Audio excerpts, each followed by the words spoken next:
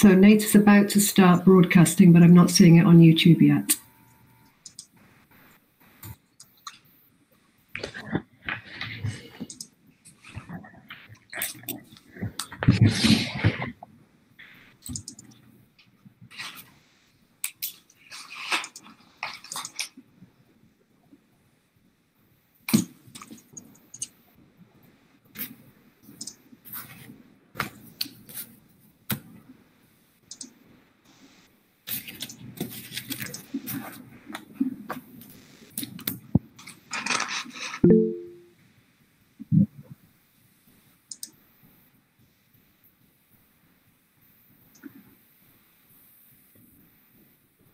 Okay, Nate, we're still watching to see if it's broadcasting. I'm not seeing anything yet, and I'm refreshing.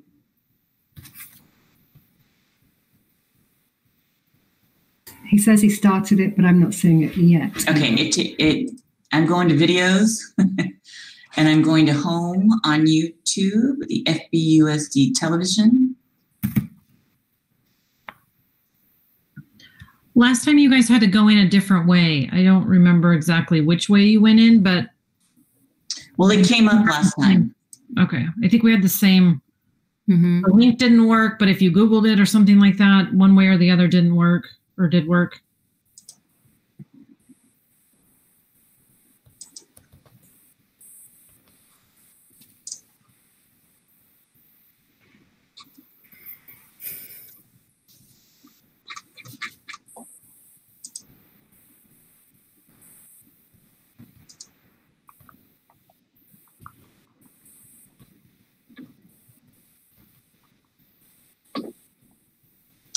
Wendy, can you ask your source if they are able to get it?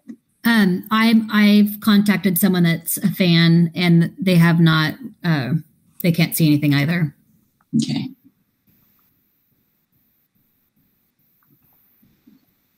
They said they keep trying, but nothing yet on YouTube.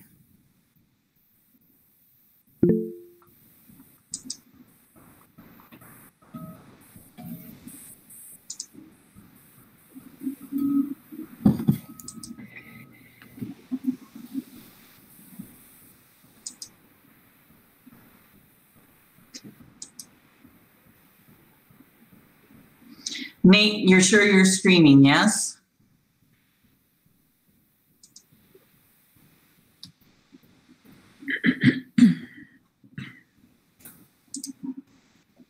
I can see it on YouTube. That's what Nate says. Okay. Sorry, I see it too, Becky. It's there, Becky. Okay, I'm trying to figure out what I'm doing wrong. Just refresh it again. I'm on all recommendations, and it just popped up. Yep, there it is. I can see it on YouTube. That's what Nate said. Oh, look. Okay. But you can't get to it from the website, from the link on our website. There it is. It just popped up for me. You have to hit FBUSD television. Well, okay. Okay. Okay, so we're good to go? Yep. Okay, so I will call us back to order in open session at 6:05. We have a report. We have concluded the superintendent evaluation for 1920 with a satisfactory conclusion, and we will report again on that at a regular scheduled meeting. And then before we approve the agenda, I just want to acknowledge that Trustee Schneider is having some connectivity issues, so he will be not on audio but not video, but he will be in attendance this evening. And so then we'll move to 3.3, the approval of the agenda. And I don't think we have anything to move, but is that true, Becky or Anna? Everything's good? No, everything's good. Everything's good. Okay. And I'm going to ask everyone to mute their screens while people are talking so we don't have the feedback. Thank you. Okay. Which reminds me, I need to read my statement, which is on that. Okay. So, well, let's do the agenda first, and then I will read it before public participation. So can I have an approval of the agenda? I'll move that we approve the agenda. Thank you, Miriam. I'll second.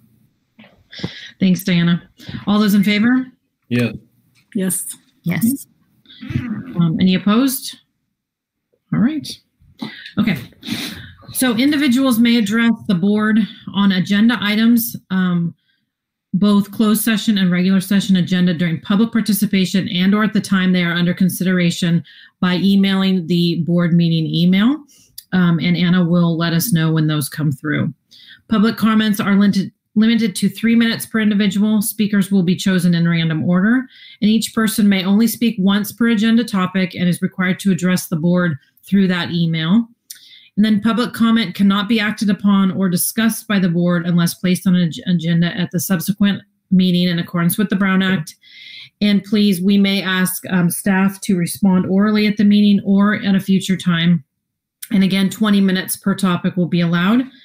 And the meeting is videoed and broadcasted, as we know, on the YouTube channel. And we just want to ask that you silence your cell phones and mute during time that you're not talking. So now we will move on. This is a special meeting, so we can only have public participation on agenda items. So I think I will hold the letters until the item. Does that sound? I think that's when we did them last time. So do we have any other public participation that's coming in this evening? We have 4 letters from people all on the same subjects, which would be the item on the agenda, distance learning and return to school. You're muted, Kathy. Sorry, I'm trying to be. Those are the in the public comment folder. They are now, yes. We just received one more about 15 minutes ago. Okay, and it's in there? Yes. You are wonderful, Anna. Thank you. Okay, so I will read those at 5.1. Okay. All right. Anything else? Okay. So we'll move on to reports. 4.1, very excited to have Dr. William Miller here with us this evening. So we'll turn it over to you. Well, thank you very much. I appreciate the offer to come speak with you. And at the onset, I'd like to say that I don't have a particular agenda or stance on reopening. My agenda is simply to be available to you to provide a perspective of what is the safest way to go about reopening, if that's what you decide to do. And I think that it's really important that decisions that we make for our community be based on science and what we understand and not fear-based. I think when we make decisions that are based on fear, then those don't tend to be as good a decision. So those are my only agendas.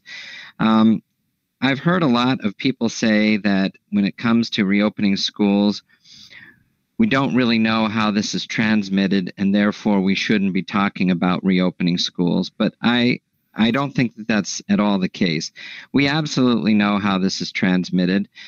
This is a coronavirus, and coronaviruses are very common.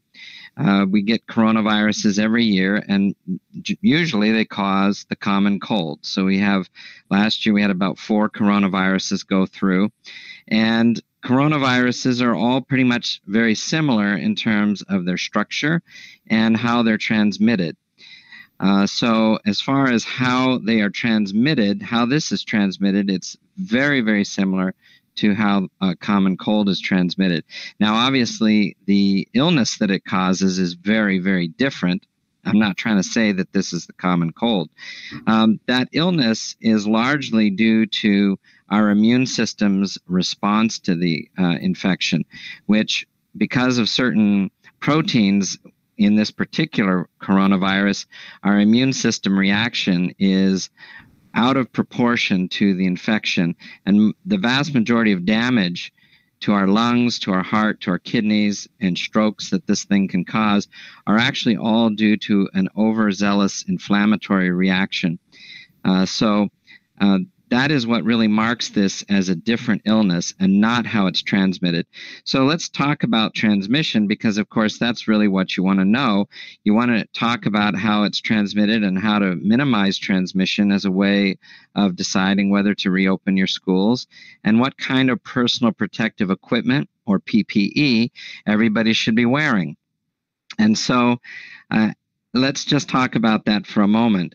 There are three ways that this is transmitted: aerosol, droplet, and surface contact. Aerosol means that when you have single virus particles floating aloft in the air. And that is an uncommon situation in the community. It's more common in medical settings where we do things that generate aerosols. But as far as a community spread problem, aerosols are really a minimum player in the picture of transmission. Very significant in hospitals, not so significant, certainly in schools and things like that. By far, the vast most significant player in terms of transmission is droplets. And droplets are generated when we speak. They are probably being generated at something on the order of about 100 droplets a minute when I'm speaking like I am now. And each droplet may contain hundreds, if not thousands, of virus particles. And a contagious dose required to actually make you infected is probably on the order of about 100 virus particles. So that's just to give you a perspective. So one virus particle or two particles is not going to cause an infection. However, a single droplet, when inhaled or ingested, could.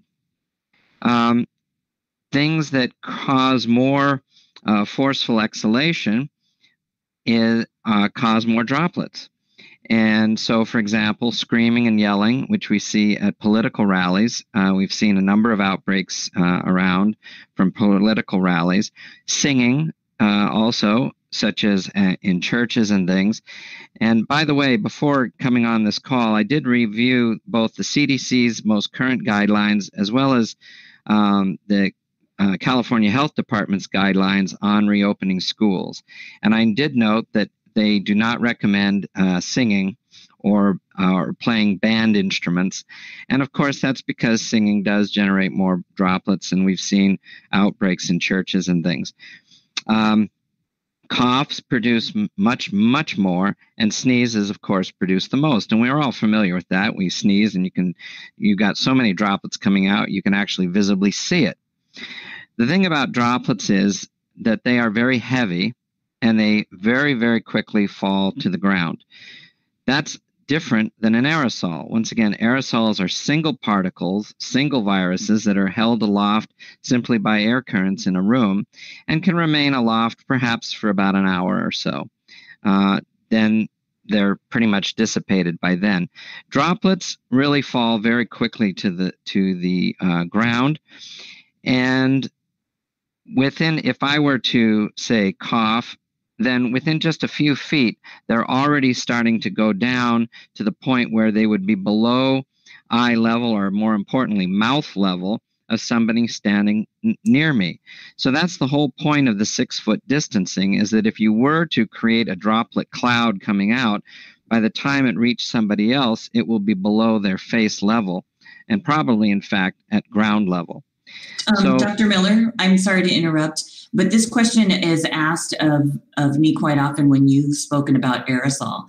Can humans create aerosol, or do humans create droplets?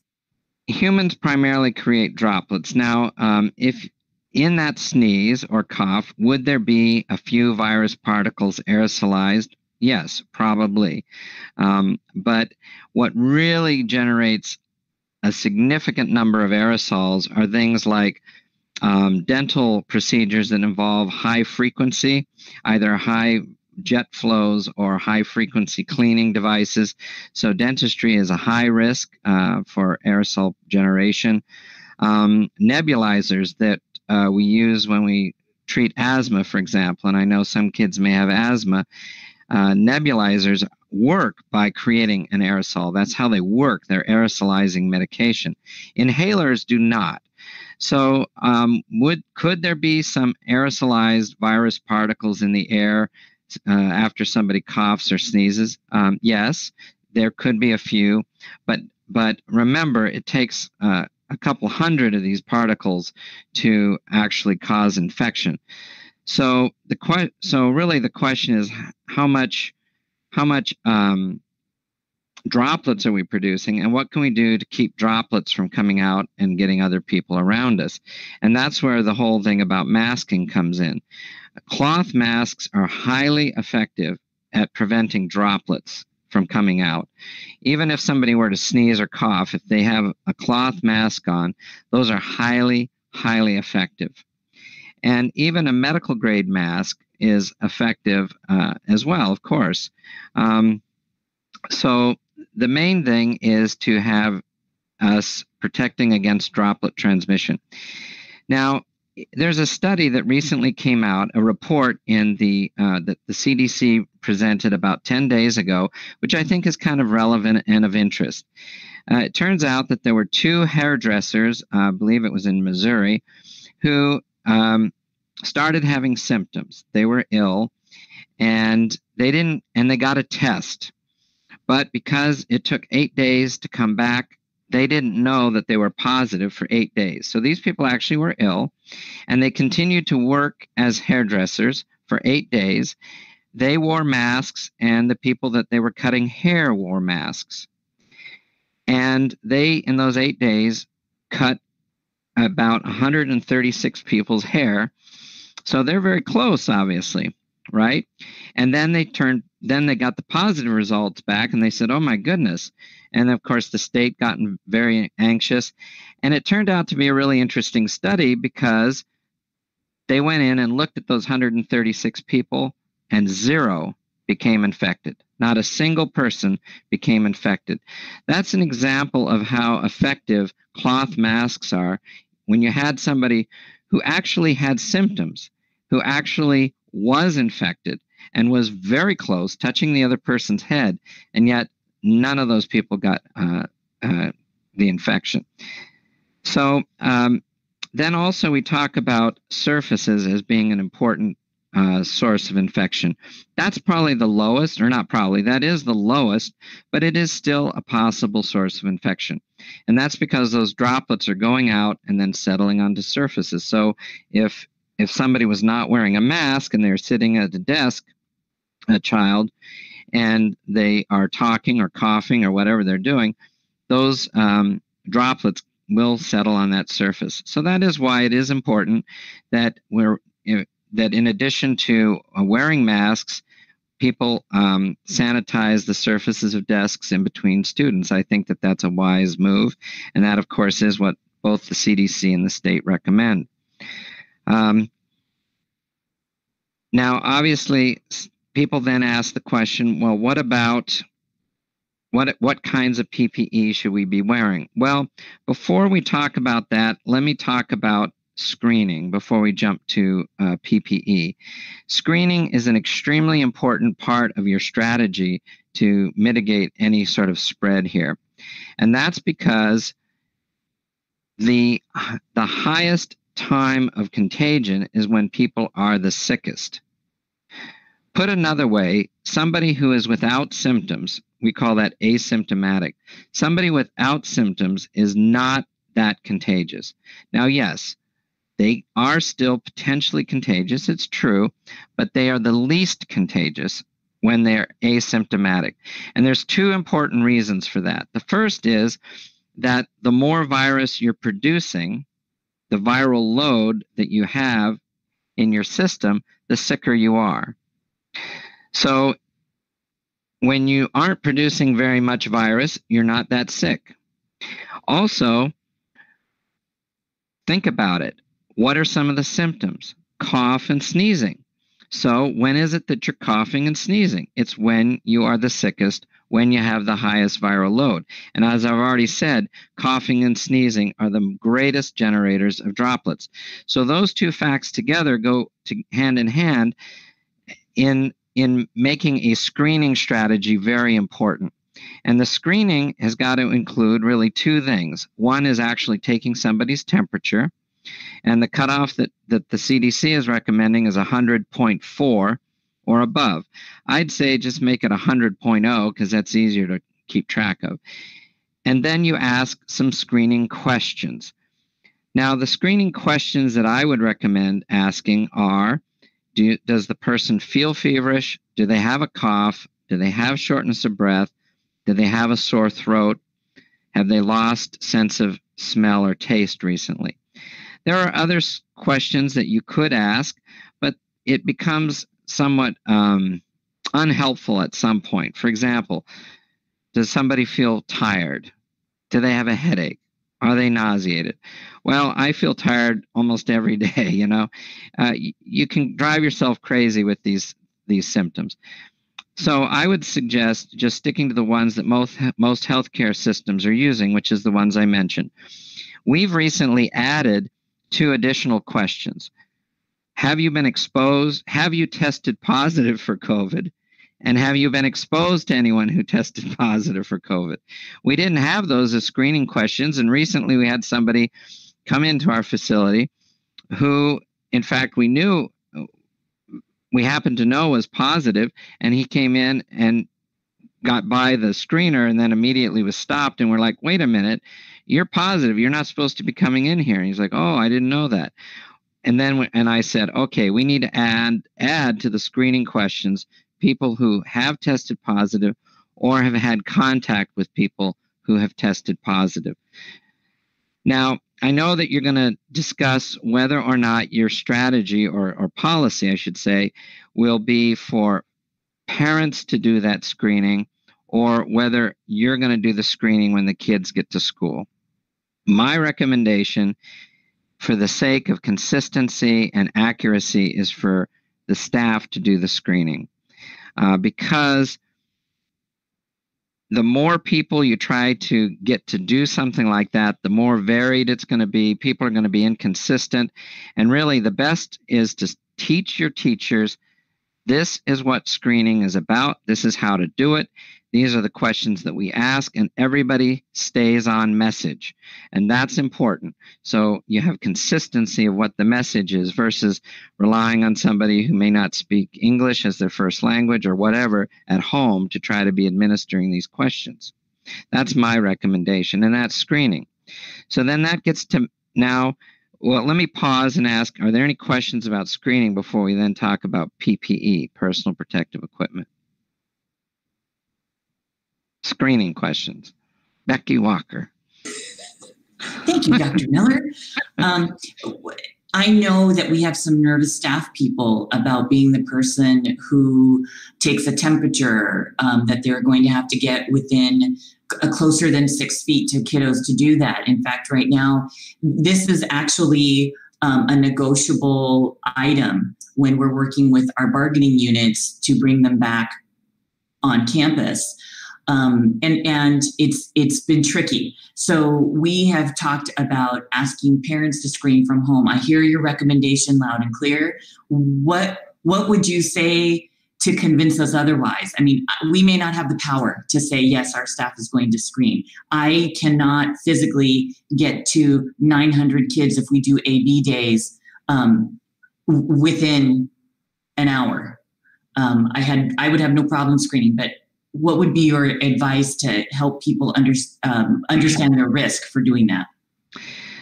So I think a lot of what you do in classrooms and for your schools as far as COVID-19 really can depend on looking at what we do in healthcare and making a comparison.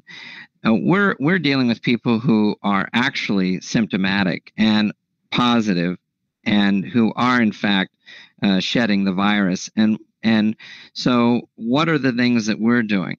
So first of all, as far as screening is concerned, we are screening everyone who comes into the building, and the screeners are wearing a medical grade mask, which is something that looks like this.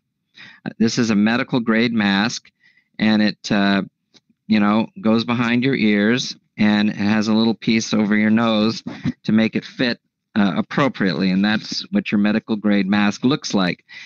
This is an N95. That is not what we're talking about, and I'm going to get into those differences in a moment. So everybody who's screening is wearing a medical grade mask, and they're wearing a face shield. They're not wearing a gown, they're not wearing gloves, and we are using the infrared laser gun as the temperature probe to take the temperature, and the person stands at arm length, points in at the forehead, and and takes the temperature. And it needs to be about, we usually do it where the probe or the laser gun is about a foot away from the forehead.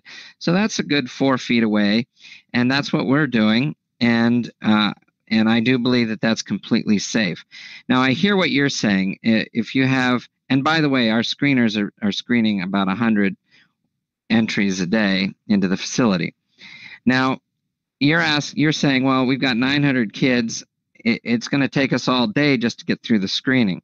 Well, perhaps one way might be to teach the children what the screening questions are at the very beginning.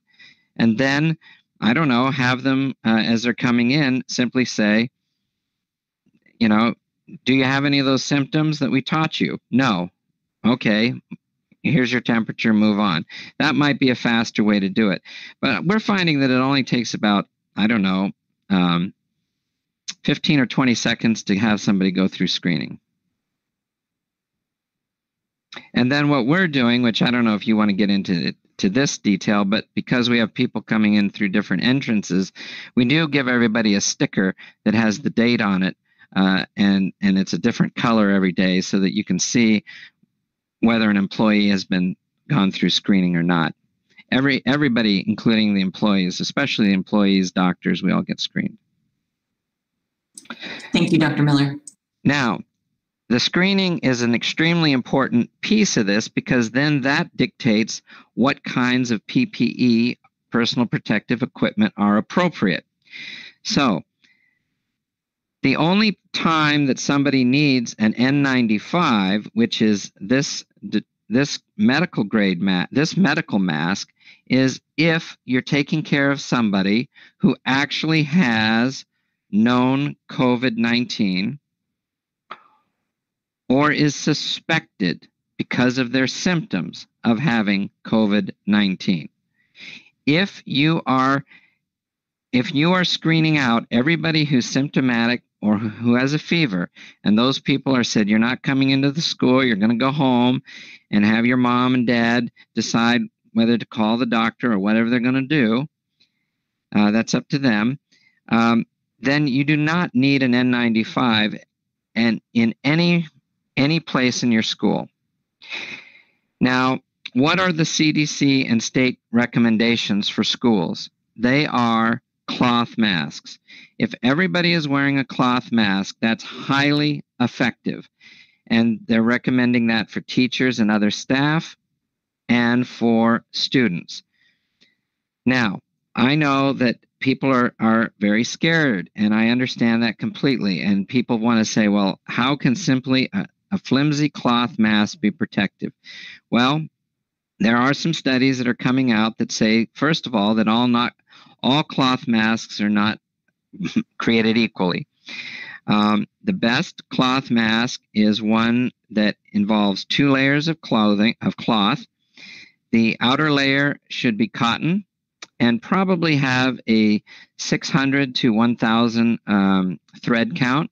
And the inner layer could be flannel or silk. And if you are wearing a double cloth mask where the outer layer is cotton with at least a 600 to 1,000 thread count, that is actually being shown to be equivalent to a medical grade mask.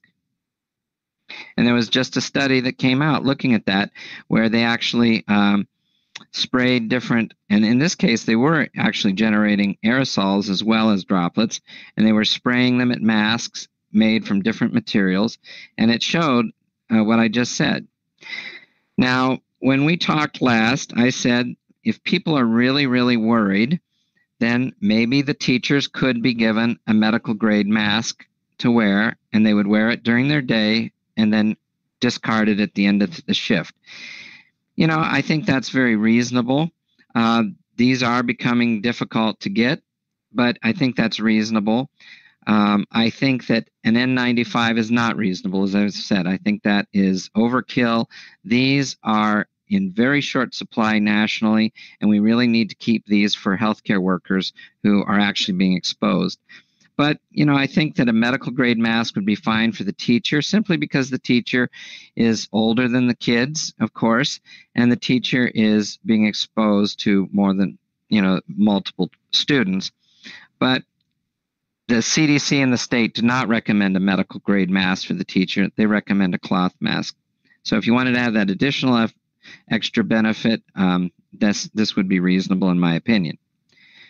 And just so you know, as a board, Lucretia Renteria at the Mendocino Coast Clinics was kind enough to order us 20,000 masks, medical grade masks, for the time, hopefully at some point we return. And that's really great. Another thing that's really important is frequent hand washing. And I know all of these recommendations, they sound so simplistic, and we keep saying them over and over, that something as scary as COVID and potentially deadly, how is it that simple little things like this can matter? But they do. And so hand washing is important because, of course, if we are touching surfaces that have been contaminated and then we touch our face, or we pick up our drinking cup or something like that and drink out of it, then we can obviously bring the infection into our system. And when we're talking about it, we're really talking about our nose and our mouth. This cannot come in through our skin. So that's not even remotely a concern. And then social distancing. Now, we talk about 6 feet being social distancing. Let me share something with you that I think is very interesting. I would say that the most likely chance, the way that a teacher in your school system is going to get COVID-19 is not by going to school. It's going to be the family barbecue over the weekend. Healthcare workers are getting this not from taking care of COVID patients. They're getting it from the family barbecue over the weekend. And there was a huge outbreak at Lodi Memorial Hospital in Lodi. 60 people came down with it who are staff and doctors. And how did it get introduced and spread around through all those staff? Well, it turned out that that's exactly how it started. Somebody went to a family barbecue. There were a bunch of people from the family up from Oakland area, and they got it. When those people went back home, they started getting sick. One of the staff members came in and was feeling a little bit symptomatic, didn't really honestly report their symptoms, and then had lunch with 3 other coworkers. They all sat close together in a break room, and they all took their mask off. They were all within 6 feet of each other. And of course, what do you do in the break room? Well, you're relaxing, you're telling jokes, you're talking, you're laughing. Laughing obviously creates droplets. And then those 3 other people came down with it. And then we were off to the races. And that's a real risk here. So a teacher coming in, being with students, I don't think is the risk. I think being in the break room and disarming yourself by taking off your mask and being with other teachers in the break room, that's where the real risk is. And so we're looking at our break rooms in our hospitals and in this hospital, and we're making it so that, look, maybe only one person can eat in a break room at a time, because break rooms are always pretty small, you know? And so that's really where the risk is, I think. And when we talk about risk, by the way, you know, the only way to say that risk is going to be 0 is for somebody to stay locked up in their bathroom for the next 2 years and not come out. I mean, honest to God, that is the only way. You know, this is spreading through the community. We're having a major outbreak right now in Sherwood Oaks, as most of you know. It's very concerning. It's continuing. The hospital is working very closely with the nursing home to try to get that under control. In fact, it's no secret. Today we admitted 3 of their patients to our hospital. We have 5 from there right now. And tomorrow we're going to probably admit another 3. We're bringing them over to our hospital to try to have them here so that they're not, so that it's a more manageable outbreak over in Sherwood Oaks. I know I digress, but anyway, the point is that it is here. It is slowly spreading through our community here in Fort Bragg and on the coast. We are having community spread now. We are diagnosing about every day. We are now diagnosing at least one new person in the community. We just had another positive today. And this is the reality that we're going to live with. And unfortunately, it's going to be here probably for about 2 years if it follows what other coronavirus outbreaks have done in the past, and what some of the major influenza, like the influenza of 1918, it went around the world 3 times over the period of 2 years, and then it kind of faded down. It's still here. H1N1 is still here, but it's not the pandemic that it was in 1918. So hopefully that'll be what happens here for us. And also, I know it's a digression, but it's unlikely, frankly, that we're going to have a vaccine for this that's effective. So we can't really stake our hopes just on that. I think what we have to do is figure out a way to continue to have a functioning society and mitigate spread through these very simple technologies like masks, screening, questions, hand washing, and distancing. So anyway, let me stop there. That's what I thought would be helpful to share with you. So let me stop there and answer questions.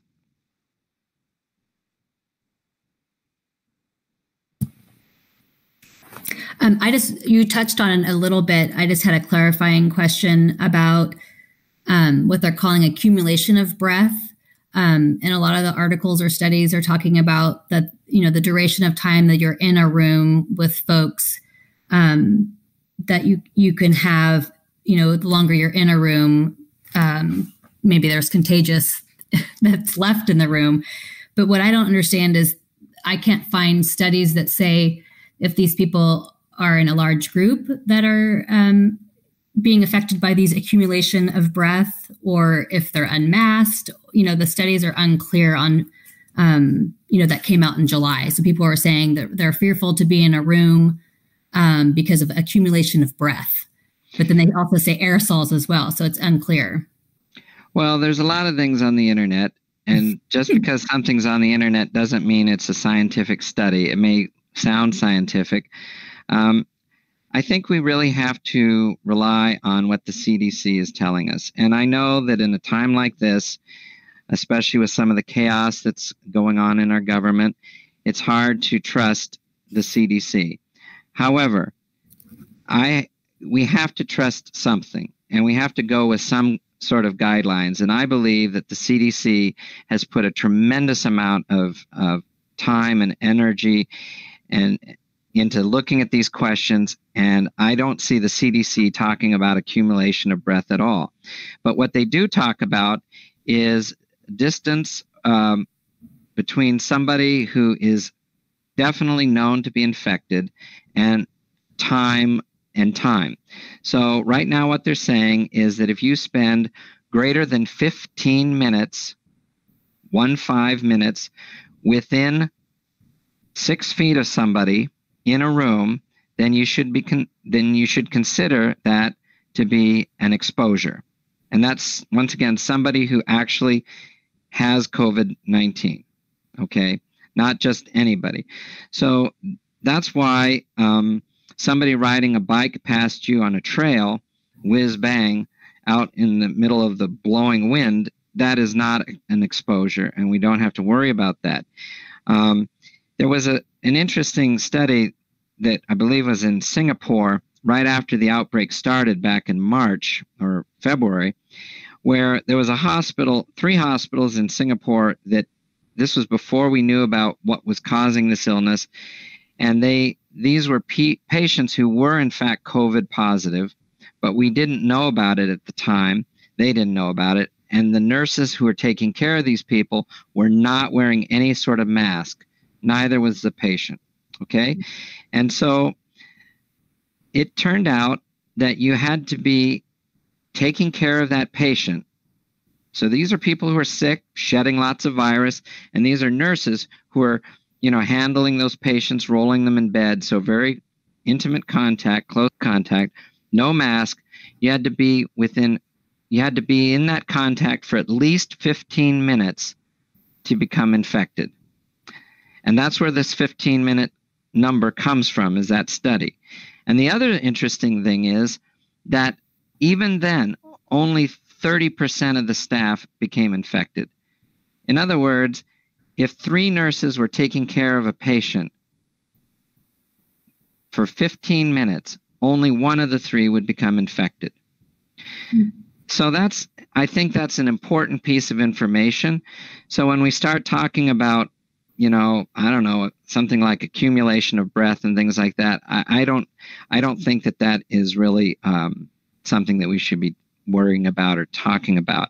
I think if everybody is wearing a mask, once again, the risk of contagion is extremely, extremely small. We're not talking about kids in school without masks on. One of my coworkers here, just before I went on this call, she has a youngster that's in your school, and we were talking about this, and she said, well, there's going to be kids who are going to keep taking off their mask. They're not going to wear their masks. They're going to keep taking off their masks. They're going to be fooling around. They're going to be trying to use it as a slingshot to, flip at somebody or whatever they're going to do.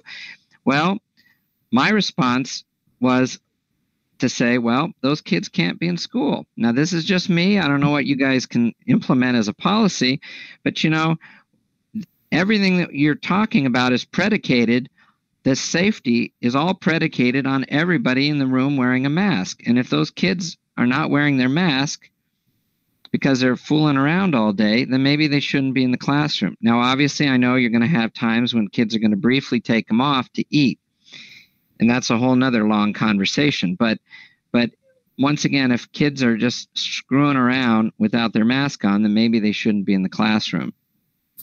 That's my personal opinion. I don't know whether you can have that or not. And by the way, I also would like to just talk about this kind of mask right here. Now, this mask is a dust mask. Now, yes, it's an N95 dust mask, but it has a one-way valve, okay? I see a lot of people wearing masks that have one-way valves. These should not be allowed in school because when you exhale or sneeze, it goes right through that one-way valve. The whole point of the masking strategy is if I'm wearing a cloth mask and I have COVID, I can't give it to you. The cloth mask is not to protect you, the wearer, and I think we're all kind of hearing that at this point. The cloth mask is to contain that sneeze, if you happen to sneeze or cough. That's what the mask is really primarily for. And so I think that all these masks that have a valve, that's simply if you're working in your wood shop to keep you from getting too sweaty under your mask. That's all that is. But that is not the type of mask we're talking about. Anyway,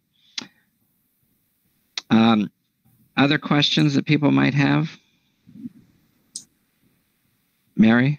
Yeah, sorry. I was mentioning earlier in closed session that I'd read an article where Dr. Fauci was asked about whether the U.S. And the CDC would recommend eye protection at any point because of the mucosal surface and so forth. And he said that he thought that they might, and just wondered what you thought about that. So eye protection is important in certain settings because our eyes are constantly producing tears, which keep the surface of our eye moist and clean. And those tears are constantly being sucked down what's called the tear duct, and it drains into our nose, and then we swallow our tears. And that happens all day long. Now, when we start crying, the reason why tears roll down our cheeks is because we're now producing so much tears it overwhelms the tear duct's ability. So in that context, if a droplet gets into your eye, it can certainly be washed then into your nose. And of course, that's where the infection starts. It starts in your nose. That's why we're swabbing people's nose. That's where most of the viral activity is taking place. So in certain settings, I think that's really important. And that setting is when you're close to somebody who's producing a lot of droplets because they're coughing or sneezing. And so when we spoke last, Becky was telling me about your special education area. I don't know if that's the term nowadays, but where you have handicapped kids who maybe have advanced cerebral palsy or other kinds of things, and they're not going to tolerate having a mask on. Plus, the staff member has to be close, and maybe they're coughing because maybe they don't handle their secretions well on a good day, and so they're sputtering and coughing. And so I think that staff person should be wearing a face covering. And that face covering, that eye protection, that's the term, eye protection, could be either a full face mask or goggles. But it should be something that completely covers the eyes. So glasses don't cut it. But a face mask that goes around completely does, because it would stop it. Now, should all of the teachers be wearing face masks or eye coverings? No, I think that's just excessive and not necessary. The reason why we have the screeners in our screening stations wearing face coverings is because sometimes people are coming in without a mask and they're coughing. And so it's just for that scenario. And so the first thing the screener does is say, here, would you please put this mask on? It's free, But that's the reason why those people have a face mask on. And we've been talking primarily that if we're able to reopen, that any student who comes on campus will need to have some kind of face covering. And like Dr. Miller said, our classrooms, the classrooms that will be the most difficult are severely handicapped classrooms. And that's a separate discussion that we'll have to have through the IEP process. But in truth, we are talking about every kiddo in TK through grade 12 to be fully masked and their teachers to be fully masked. And that's a challenge. If you have a 4 or a 5-year-old, anybody with a 4 or 5-year-old will tell you that they're good for about 20, 30 minutes. And then after that, it's a little difficult. So, and that's one of the reasons why Dr. Duhan said that if you have your stable group, that kids under, I think it was under 3 or 4, I forget what the age is. She talked about them being unmasked. But we're not talking about having kids in our school system unmasked at this point. So the CDC and the state health department both say that masks should not be on children up to age 2, and that from age 2 to 5, it's recommended, but not required. And I guess that gets at the whole thing of whether or not a 4-year-old is going to keep a mask on for more than 3 seconds before it turns into a toy to play with.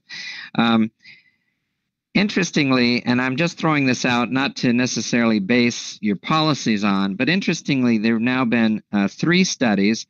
The most recent was published by, I believe, UCSF, right down the highway from us, down the 101, that it looks like this virus is not contagious. Let me put this a different way.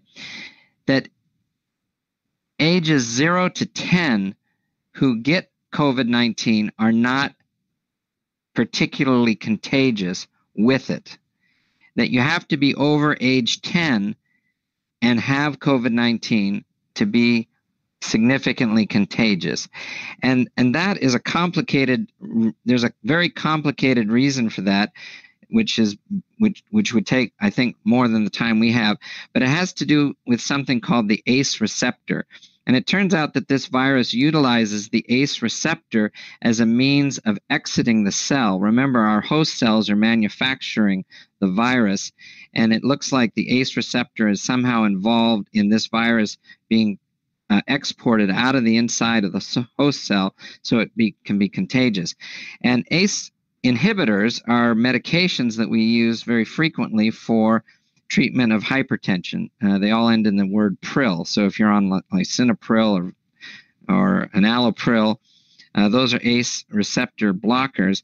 And there was some question about whether or not they could make you if people were on ACE inhibitors, could they actually get sicker because of COVID? Now we're thinking maybe ACE inhibitors might be somehow protective. But the bottom line is, and it looks like the answer is no in either case, but the point that I'm trying to make is that we certainly know about ACE receptors, and it appears that ACE receptor, and what I'm trying to say also, I'm sorry, I'm kind of scattered here, but you don't start making ACE receptors until you're kind of into puberty.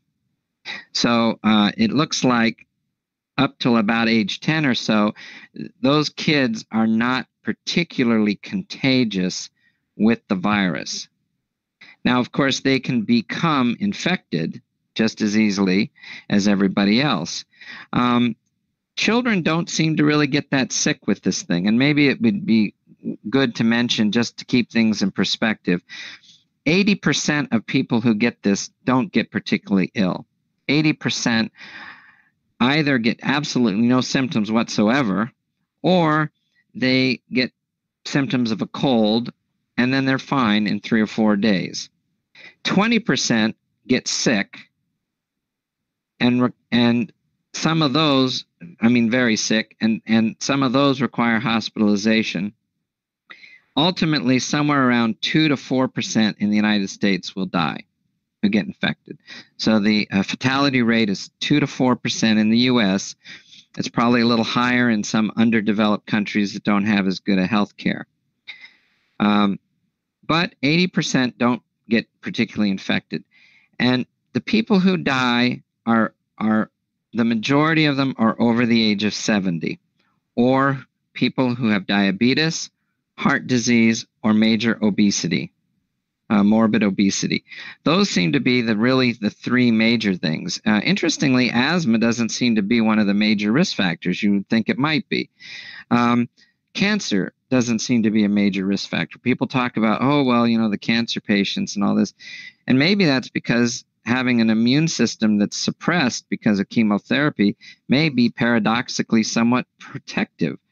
The treatment that we're using that seems to be most beneficial is called Decadron, which is an immune suppressant.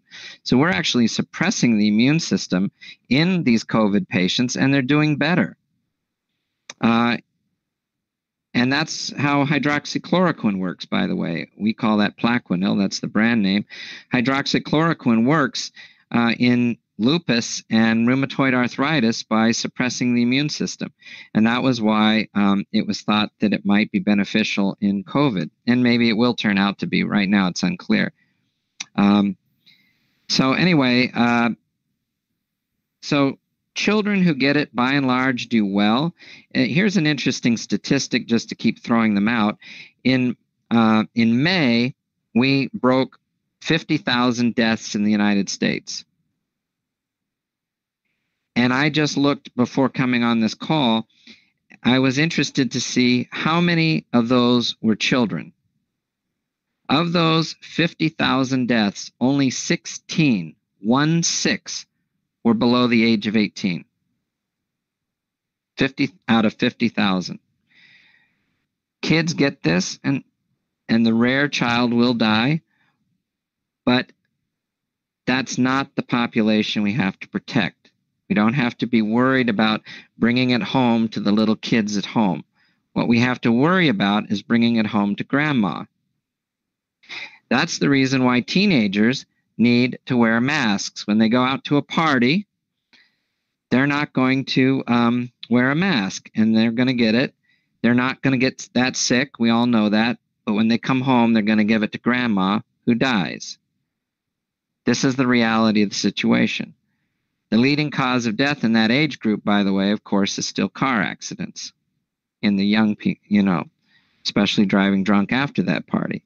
That's by far their highest risk. It's not from getting COVID.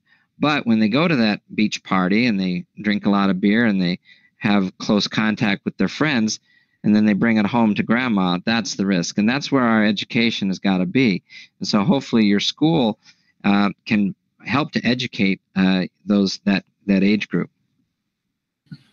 And so I just, it's great information. Thank you very much. But I want to say that if, again, bringing it back to the staff members, that your again telling us, and the science is telling us, that if the staff is masked and the children are masked, because we do have to, we know that the kids are going to do better than the adults, but we do have some veteran teachers that may be grandmas or grandpas. So, but again, you're telling us that if everybody's masked and all is well, that safety is pretty good. The chance of transmission is very, very low. Is it zero? No. But if you're going to reopen your schools, that's the safest way to do it, is to have everybody masked and frequent hand washing, and try to keep the classroom size as small as possible. These are the CDC and the state guidelines for reopening schools. And I think, once again, people have put a lot of time and their thought. People who are far smarter than me and far more informed about this infection have put a tremendous amount of time debating what the safest way to reopen schools are, and that's their recommendation. And it's because we're trying to still have a society that is functioning, and we know that schools are such an important part of society. That's the reason why we're looking at this like that, I think. Thank you. So does anybody else have a question or a comment for Dr. Miller?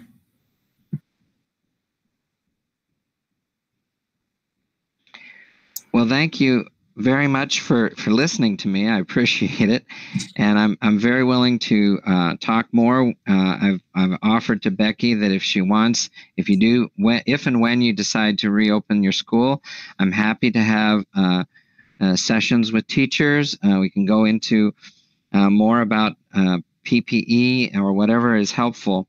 I see later you're going to talk about reopening your school.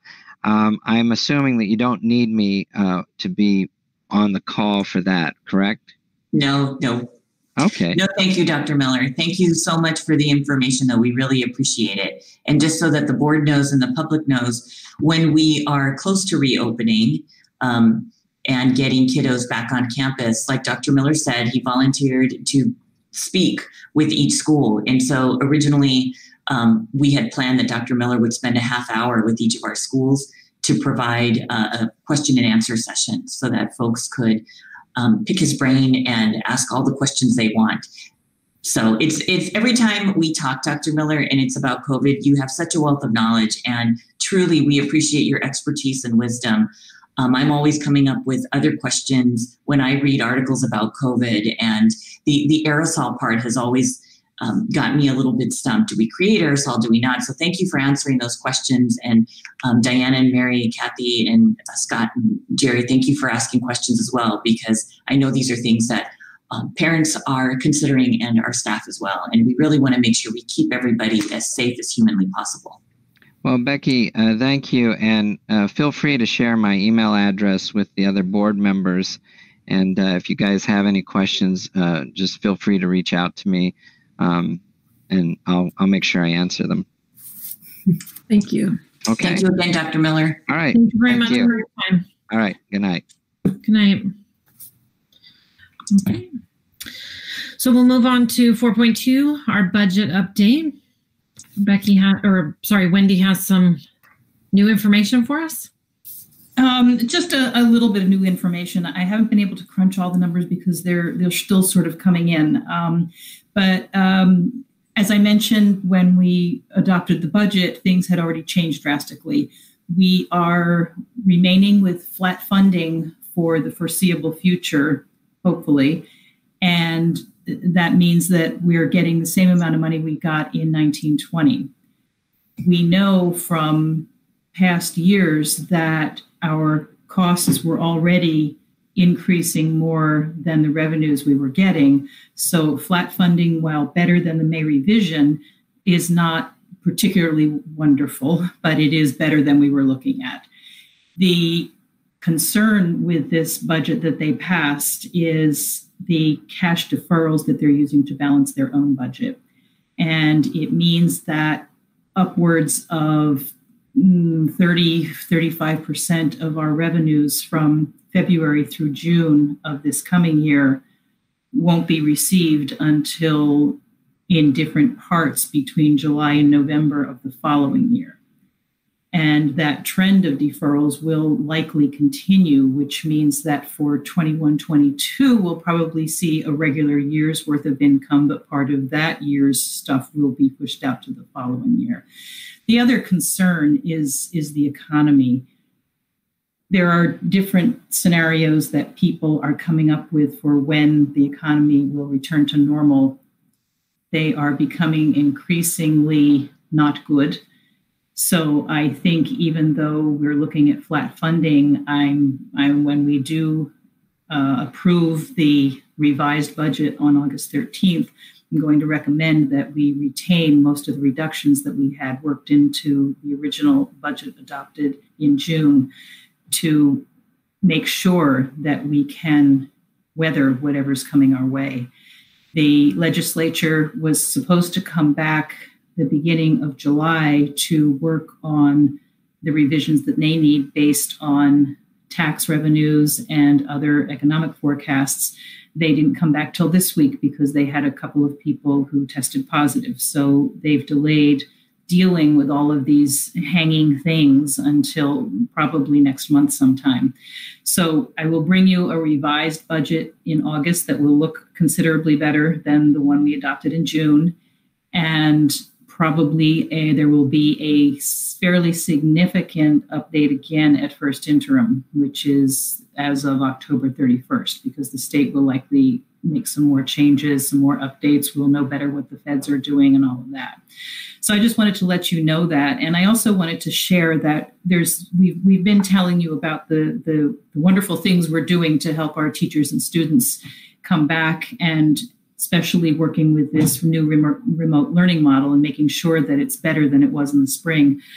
One of the bright spots is that we've finally starting to see some of the projected allocations for these COVID funds from the CARES Act and from other sources, both state and federal. And we're looking at about $1 million in learning mitigation loss money. And we are, one of the reasons we started moving on doing some of the things that we, in response to the surveys and the comments we received from parents and staff, so as quickly as we could, is because a lot of this money has to be spent by December 30th. So we can't encumber it. We can't say, well, we're going to pay a particular position to help with certain things for the whole year because we have to spend it by December 30th. And that's a bit of a challenge. We're hoping that they might relax that a little bit, but so far it isn't looking like that. There are a few little pots that are going further out than that. And so we're obviously focusing on spending the ones that have to be spent by December 30th first. But I'm thinking more and more that we're not going to have any trouble doing that with all of the things that we're going to need and all of the concerns that we want to address for the remote learning model. So that's all I had. I just wanted to let you know that we are working on it, that yes, it does look a little better, but we're going to have to guard against future years' economic declines, cash flow issues. And so when you see it in August, we're going to recommend maintaining most of the reductions that we had built in. Any questions for Wendy? What is our game plan for the cash flow problems that will come in the future? What's the first strategy? Do you do like interfund borrowing, or do you look at, we have a reserve. Do you look at, I watched a CSBA webinar and they talked about trans, but I don't even know if that's an option for us. It's an option for us. I'd like to avoid them if possible. And this is another reason why I'm going to recommend that we retain most of the reductions that we made in June. We will have a fairly healthy ending balance that we'll be able to draw on. We do have other funds from which we can borrow, so we can do some interfund borrowing if we have to. I'd like to avoid the trans if possible because there is a cost associated with that. So while that's an option, I would like to avoid it. If we can get pretty close with just interfund borrowings and with our reserves, then the county pool will sometimes have enough in it for everybody to kind of draw on a little bit for a month or so, and help everybody out. This is what happened with the last deferrals. We didn't end up doing any trans or that sort of thing with those deferrals because the county pool was sort of lending the different districts cash to stay solvent. I don't know if that's going to work this time as much because of the enormity of these deferrals that we're talking about and the length of time. I mean, if we're talking about money that we should have gotten in February, and they're sort of doing a reverse pay, it's going to be the last one deferred is going to be the first one back. So they're stretching out the payback of the deferrals from July to November.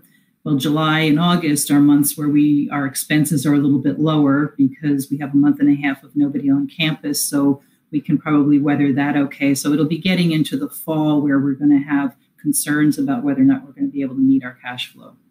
But I have been keeping a close eye on all of those things, and I'm feeling like we might be able to avoid the trans, and I would like to. That would be the least expensive option after our own reserves and interfund borrowing.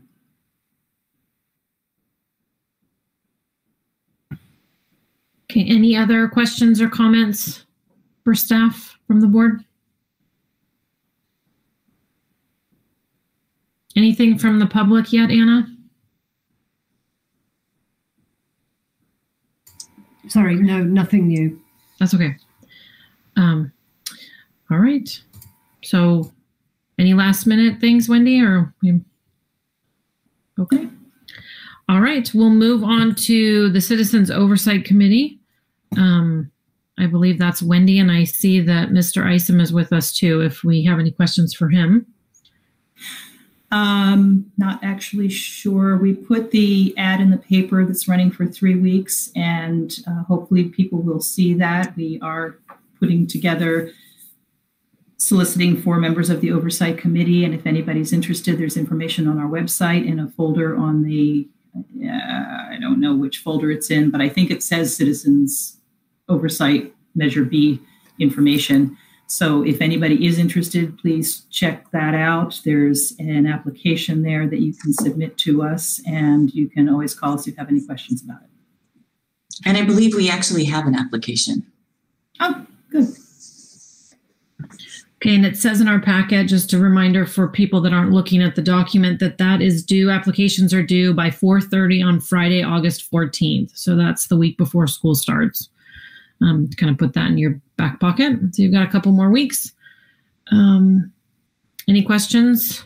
Can you just read, look like there are members that fit in different categories or groups in the community. Can you just read those? Sure. So they know it's a lot of people available. Okay, so it's there will be at least 7 members, and then 2 at large plus 1 from each of these 5 groups. So the first one is a business community, 1 member who is an active in the business organization representing the business community located within the school district. A senior citizen, 1 member who is active in the senior citizens organization. A parent or guardian, 1 member who is a parent or guardian of a child enrolled in the school district. A parent, guardian, and PTO member. So 1 member who is a parent or guardian of an enrolled student and is an active member in the PTO. And then the Taxpayer Association. So 1 member who is active in a bona fide taxpayers organization. So I'm not really sure what those examples are in our town. What would be an example of that, Wendy? You know, the last time we had a Citizens Oversight Committee, we did not have anybody from that particular group. So like the Howard Jarvis organization, if somebody were a member of that, that would be a taxpayer group.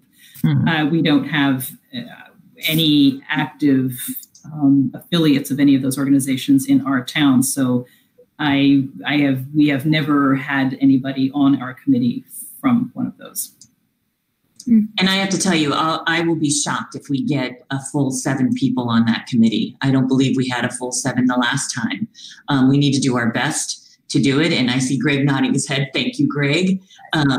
But for our small town, as many as we can get, I think would be fantastic. But if we don't fill the whole slate, we've done our due diligence and gave it a good old home team effort. Okay. All right. Anything else regarding the oversight committee? So that means, please, if you have any interest, contact the district office. We need you.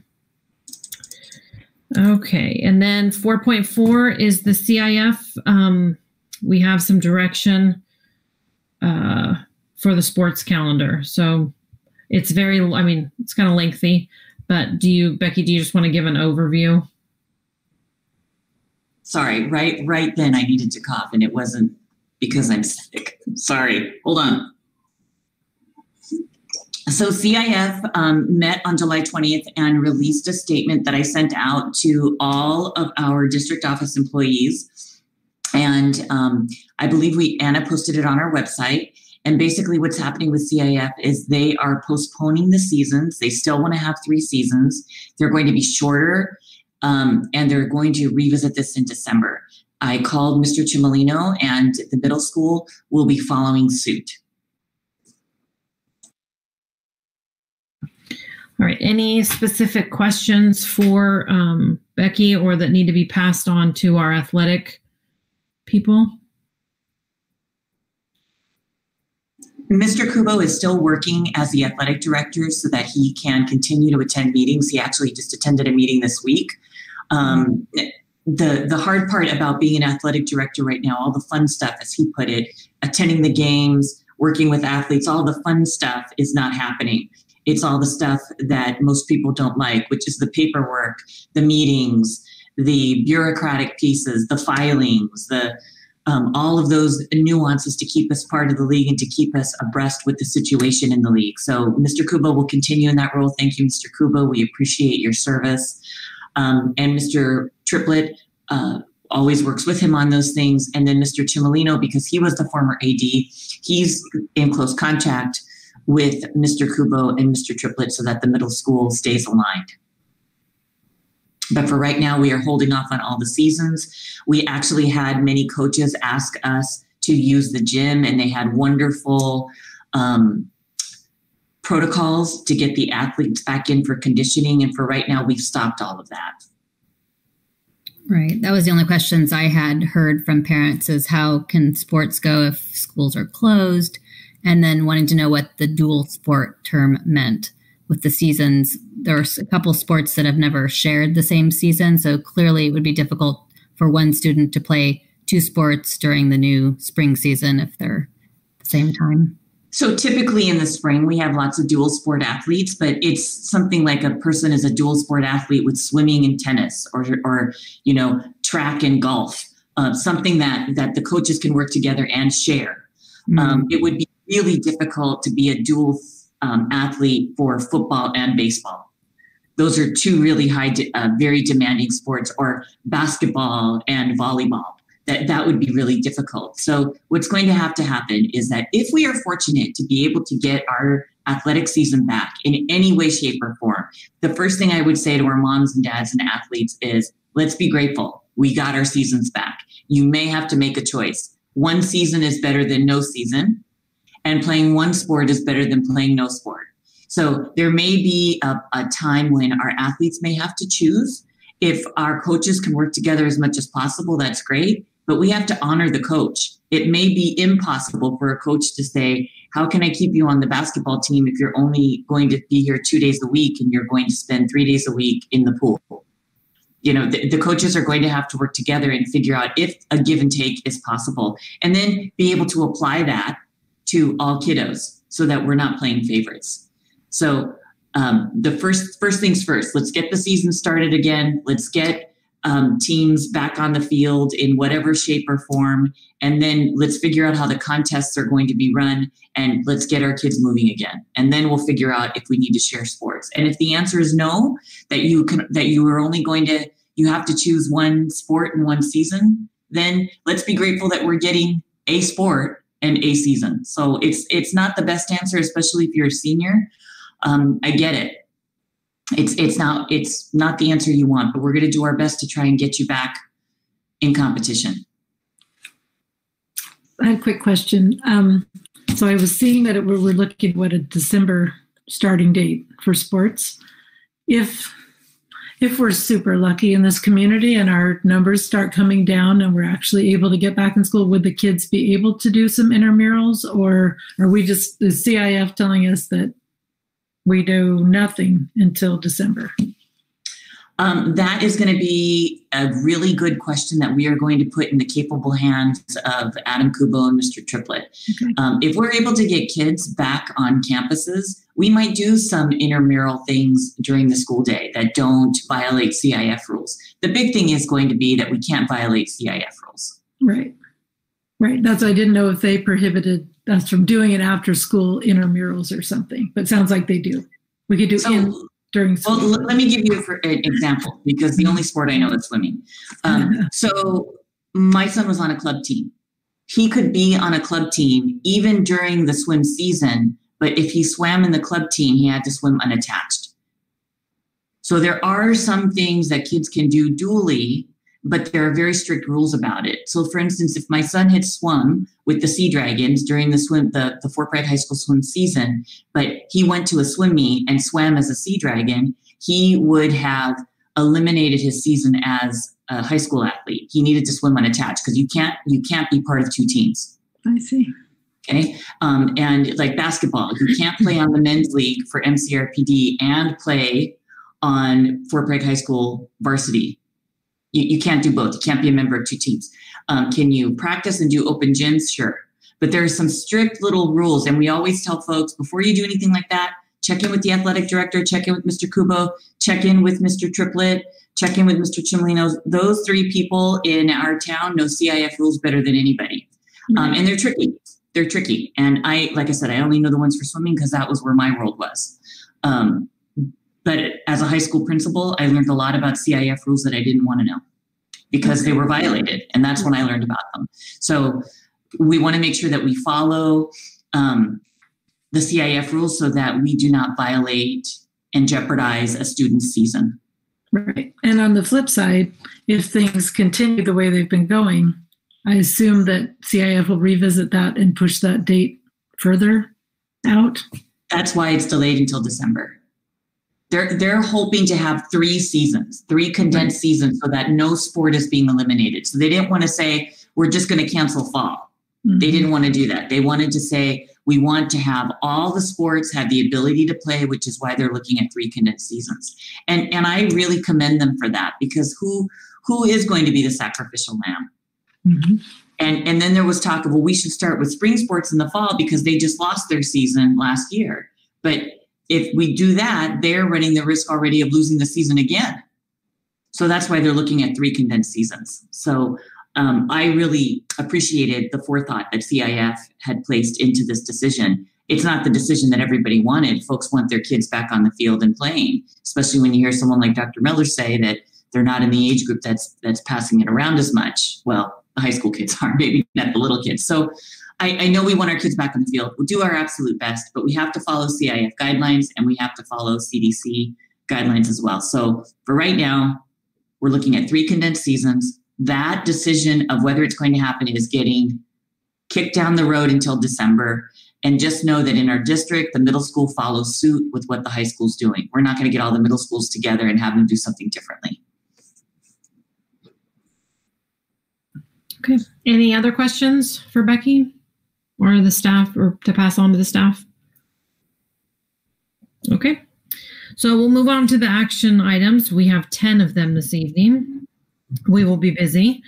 The first one is 5.1, our reopening and return to school plan. So we do have some public comment on this. Anna, has anything come in since we've been on the air? Nothing new. Okay. All right. So I'm going to go ahead and read the public comment. Again, we are considered proposals for the return of students to the FBUSD district for the academic year 2021. And we had said at our last meeting that this item will be indefinitely probably. So we will revisit this each meeting. So our first public, actually, I need to read another statement. Shoot. Now I'm worried that that's at another table. Well, can I just summarize it, Anna? It says that yes. When I read these, it's not the district's opinion or my opinion. I am reading the letters from the public. Sorry, it's at my other table where I was working earlier today on school board stuff. So the first one, dated July 15th, from Christy Tangway. Dear Superintendent Walker and FBUSD school board members, I am writing to advocate for the safety of FBUSD staff, students, administrators, aides, families, and our community at large. I am requesting that you do not open schools to on-site instruction until there is a successful vaccine for COVID-19. As was announced today, San Francisco Unified will begin the fall opening with exclusively distance learning. It is a safe and sound decision based on science. Exclusively distance learning will protect children, school staff, and the families that make up our community that has already faced with limited medical resources. The COVID-19 outbreak has already begun in Fort Bragg, and wise people everywhere are meeting about these matters virtually via Zoom or other platforms. This, to me, is amongst the most obvious indicators to guide these decisions. If it is not safe for administrators to meet in person, why would you subject other faculty, support staff, and students to an in-person environment? We are all equal in our humanity. Everyone has the right to live, to be free, and to feel safe. I wholeheartedly acknowledge that transitioning to remote services is a huge and costly challenge. You are not alone. As an executive member of one of the coast's largest employers with 160 staff and more than 110 developmentally disabled people served, I understand firsthand how daunting the process of developing and supporting the infrastructure for remote services is. However, I have confidence in the success of remote services as a benefit to the greater good of our community and beyond. The world has changed, and educational services are no different. Industries are moving to remote services offerings, and I have full confidence that our district can meet this challenge. Finally, we are all suffering mentally from COVID-19 challenges and uncertainties, children and adults alike. Together, we can make it through by basing our actions on current scientific data, which says not to congregate, wear a mask, wash your hands, and stay home. Sincerely, Christy Tangway. Here's our second letter. Dear Becky Walker and Fort Bragg District board members, I wanted to extend my gratitude and heartfelt thanks to all of you during these uncertain times and want to commend you all on the hard decisions that are being made for the safety of our district. Thank you for placing all children on remote learning at this time. With our community being put on the state watch list, it is clear that we must keep our children and staff safe. I would like to suggest reevaluating a return date to the classroom hybrid model to after the semester versus the already set date of September 11th, 2020. I understand the needs of many and know that we all want to get back to a normal school setting. However, having such a close date would possibly disrupt the rhythm of the new styles of teaching, creating an even bigger stressor on both teachers, students, and families. Once again, I thank you and wish everyone well. Sincerely yours, Gina Belossi. Hello, Superintendent Walker and board members. I want to express my gratitude for your support of distance education for at least the beginning of the 2021 school year. I believe it is in the best interest for the health of our teachers, students, and community. While I believe the topic of returning to the classroom, class education should be closely monitored and discussed at each board meeting, I feel strongly that the actual return to the campus school should not actually happen for 3 to 4 months at the soonest if it is deemed safe. I think it is important for continuity, both for teachers as well as students, and it gives us more data for making safe choices. Thank you so much for working hard in an unprecedented, challenging, emotionally charged time. You are greatly appreciated. Cindy Whitlock, parent. And then our last one, Superintendent Walker, President Babcock, and the members of the FBUSD School Board. I am writing you today to express my support of full on-campus instruction or a hybrid approach as we enter the fall. After watching Dr. Miller's live presentation on COVID-19, it put some concerns I had to rest. I agree with Dr. Miller wholeheartedly that we should not make fear-driven decisions. I believe in-person instruction is really the best for students' achievement, not only for the educational level, but also for their physical and mental health. Recently, the California Department of Education hosted a webinar for LEAs, COEs, and education partners.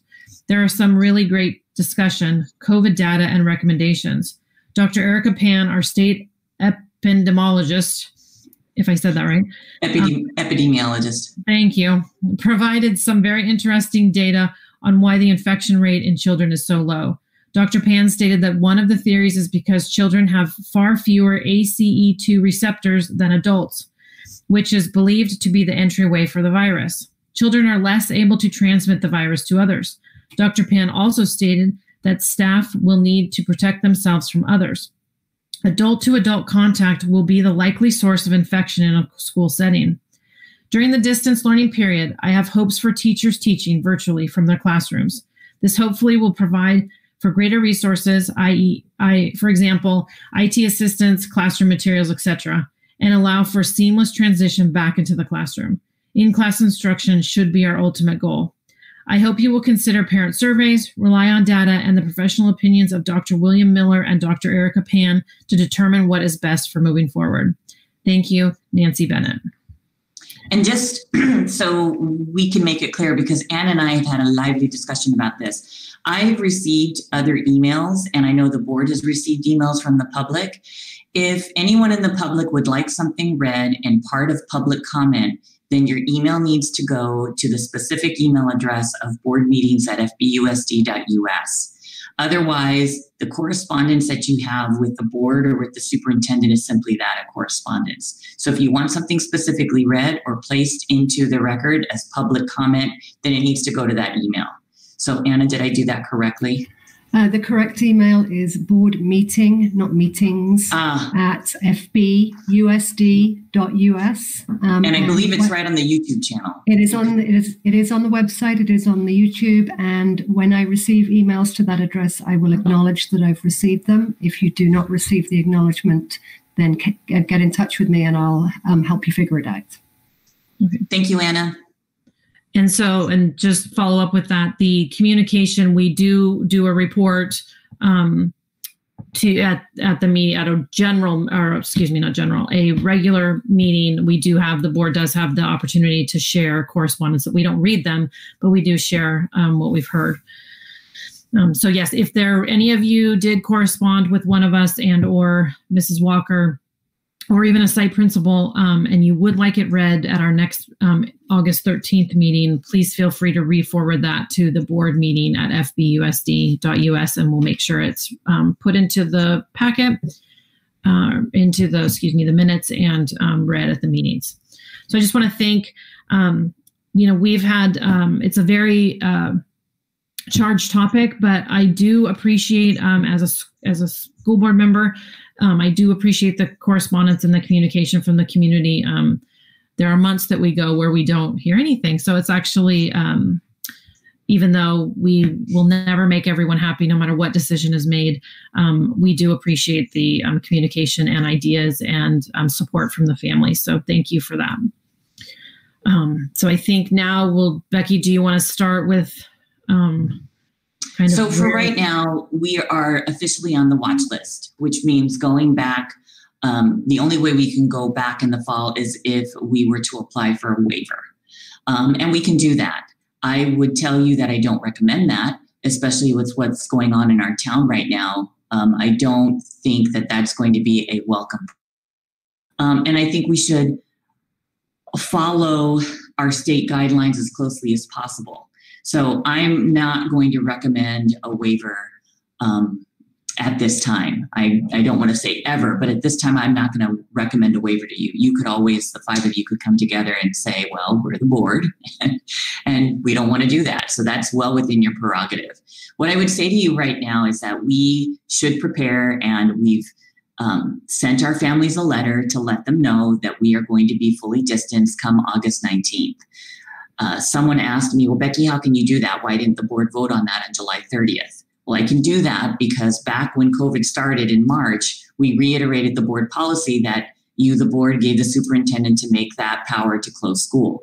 Then what we said was that we would always put it back on the board agenda so that if you wanted to overturn the superintendent or if you wanted to agree with the superintendent, you had the power to do that. So it's not a dictatorship. So please, everyone, know that.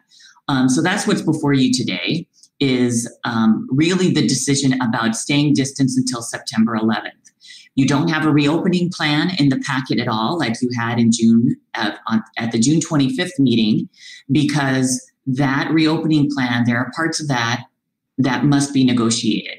We have a major change in working condition for both our bargaining units. Because of that major change in working condition, we have to come to an agreement and have a memorandum of understanding, an MOU, based on the conditions of that change in working condition. So we've pulled that because we are working with our bargaining units right now to make sure that whatever we give you is an agreed upon document. Just so you know, that document that you had in June started back in April and May, and it had gone to the leadership teams, but COVID was very different at that time in our community. So we want to make sure that whatever we bring to you, both of our bargaining units have blessed and they feel good about it. And that's pretty loose because I don't know if we're, like you said, President Babcock, I don't know if we're going to please everybody, but we're going to do the absolute best we can to meet the needs of our students. And that really has to be at the forefront. So the decision that you have in front of you right now is about going distance until September 11th. That is what we're asking. So let the discussion begin. And please know that Dr. Doohan, I've been forwarding all of the health orders and the press releases to you as a board and to our staff members so that you have the most current information. Okay, so it is, what we're saying is that we're going to September 11th and we'll revisit. We're not opening September 12th. We're talking about it again September 11th. So we have a board meeting scheduled for August 13th. You need to look at this on August 13th. Yep. We have a board meeting on September 10th. You need to look at this on September 10th. Mm-hmm. We have a board meeting the second Thursday of every month. You need to look at this at the second board meeting, the second Thursday of every month until we return. That's my recommendation to you. If we have special meetings in between, I'm going to say throw it on there. Not to stir the pot and get people excited that we're coming back, but to really show our community that we are not taking this lightly. We want to educate our children. We want to provide the best support that we can for our staff. We want to keep our kids safe, our staff safe. We want to show that our community that we are not just making a decision and not revisiting it. This is a huge, huge decision. I think all of you get that. I know all of you get that. So what my recommendation to you is that by moving it out to September 11th, we have a board meeting on September 10th. And the hard part is most educators are planners. Most parents who both work and have children have to be planners. Families who share custody with children have to be planners. This right here goes against all planning known to man because we want to know what we're doing the next 6 months out. And we're only saying we're going to give you 3 or 4 weeks. So it's up to you as a board on how far you want to push this. Bigger districts, because they have such a high population density, they're pushing it out longer. I would recommend to you to look at what Dr. Doohan is telling us, what our public officials are telling us. Dr. Doohan right now is anticipating that our peak is going to be in sometime around Labor Day. I put out on the staff blog recently a table, and being a math major, I pulled my son in who just finished Calculus 3 at college, and I said, let's find the exponential regression of this and let's figure out, what the count is probably going to be a week from now, from 2 weeks from now, from 3 weeks from now. And we found different formulas. We found a quartic formula, which for the math geeks in the world, you know what I'm talking about. We found an exponential formula. The exponential formula said that we'll be at 285 on Friday. The quartic function said that we'll be at 315 on Friday. Guess what? We're at 280 today. Tomorrow's Friday. So not that I want those formulas to be correct. Please hear me loud and clear. I would like our positive cases to stop The hard part is that there's a little bit of a crystal ball going on with this. How do we allow our families to plan? Because if you are a working family, you have to figure out what to do with your kids. That's just the way it works. So how do we allow our families to plan? How do we keep our kids going and motivated? How do we keep everybody safe? That's the magic crystal ball. Is there one right answer? Heavens no. Are we going to please everybody? Absolutely not. We need to do the best we can based on the science that we have and the data that we have. And the charge in front of you is, should we go back full bore on August 19th? No, we can't. We're on the state watch list. Should we have a waiver? Should we apply for a waiver to bring kids back? My recommendation to you is no.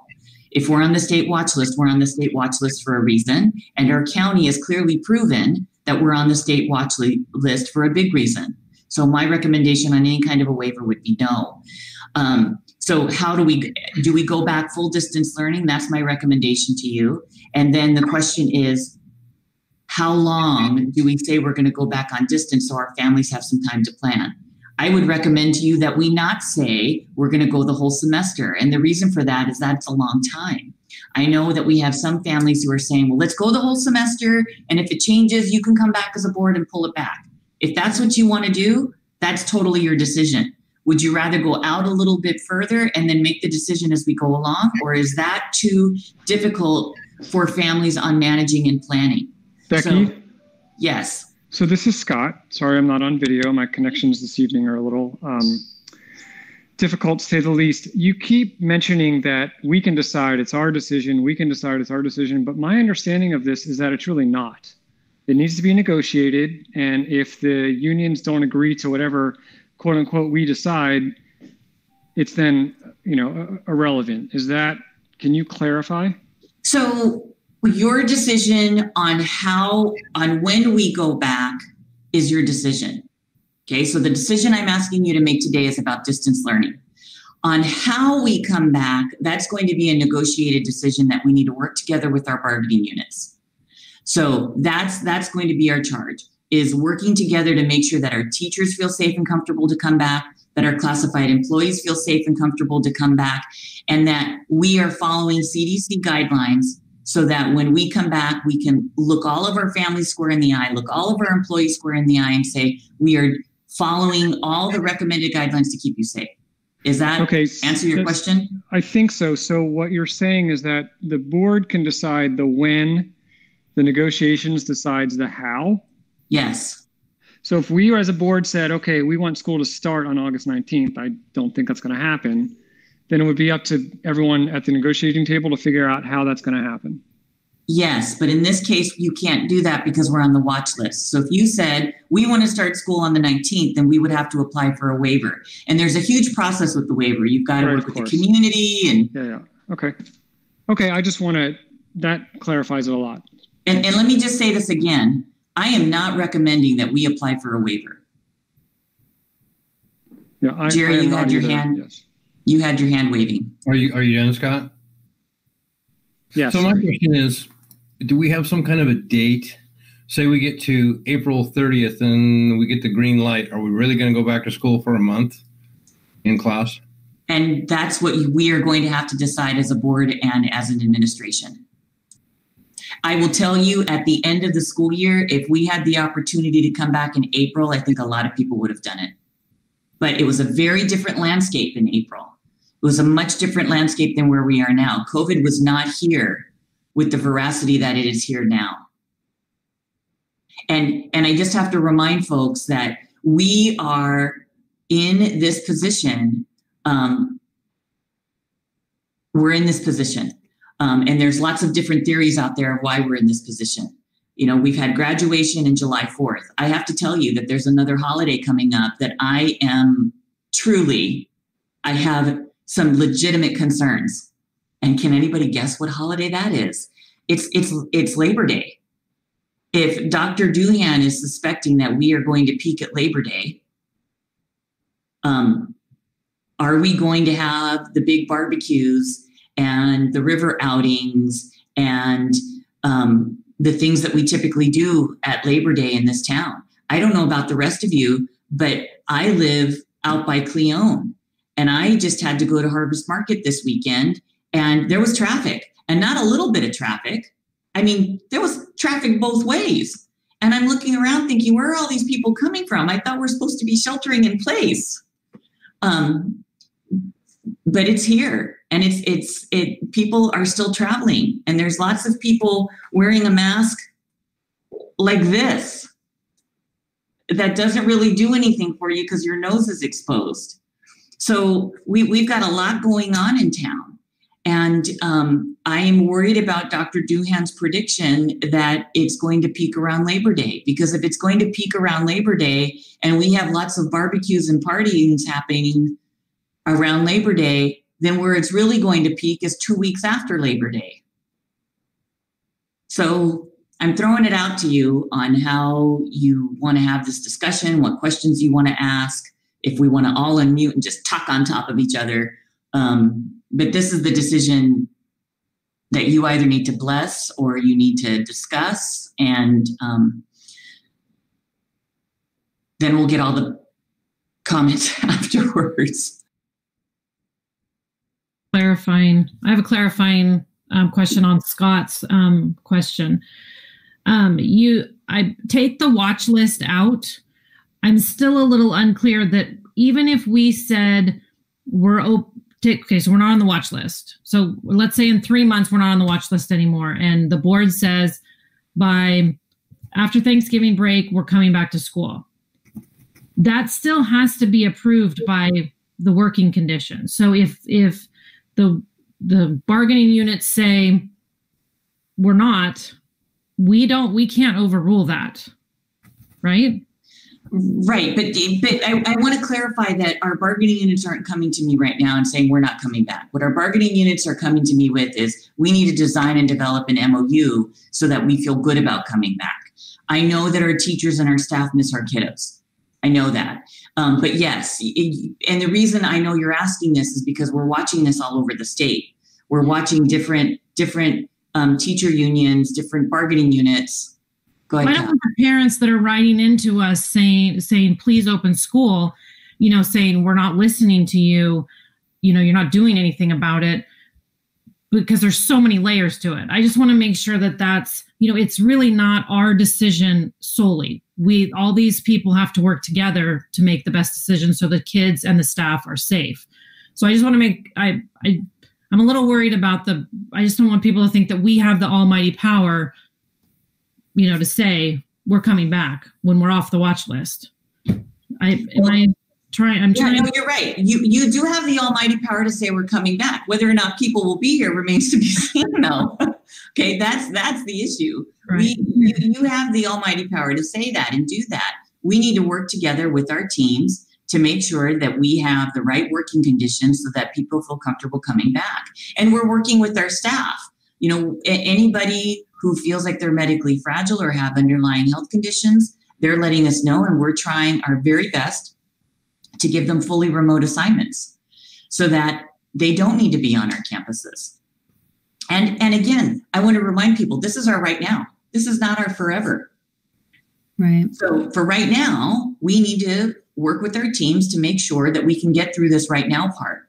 And then once we're through this, and maybe it's another year, or maybe it's 6 months, or maybe whatever it is, when we get to the other side of it, we go back to our collective bargaining agreement that we have in place. So for right now, we know that the working conditions have changed. We know that we need to work with our groups, and we need to do our best to work with them so that we can bring our kids back. That's got to be the goal and priority. And I know that's the goal and priority. So that's what we're going to work on.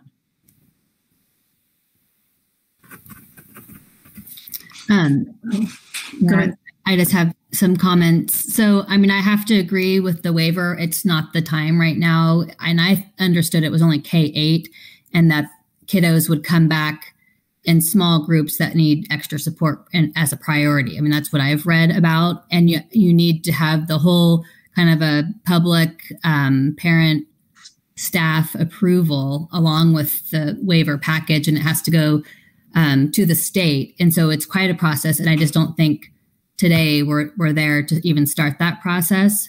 And if we do proceed on the distant learning, because we're on the watch list, that's kind of been decided for us at the state level, it takes a while. You have to have declining cases, within a 2-week period, which if we're in the upkick, and if I remember right, because I've been listening to Doohan for, since March, she thought our uptick would be 50 at Labor Day. Well, we're well past that. So I'm thinking by Labor Day, we might be like 700. I don't want that, but like you said, Becky, but what's happening and people getting together in groups, unmasked is happening.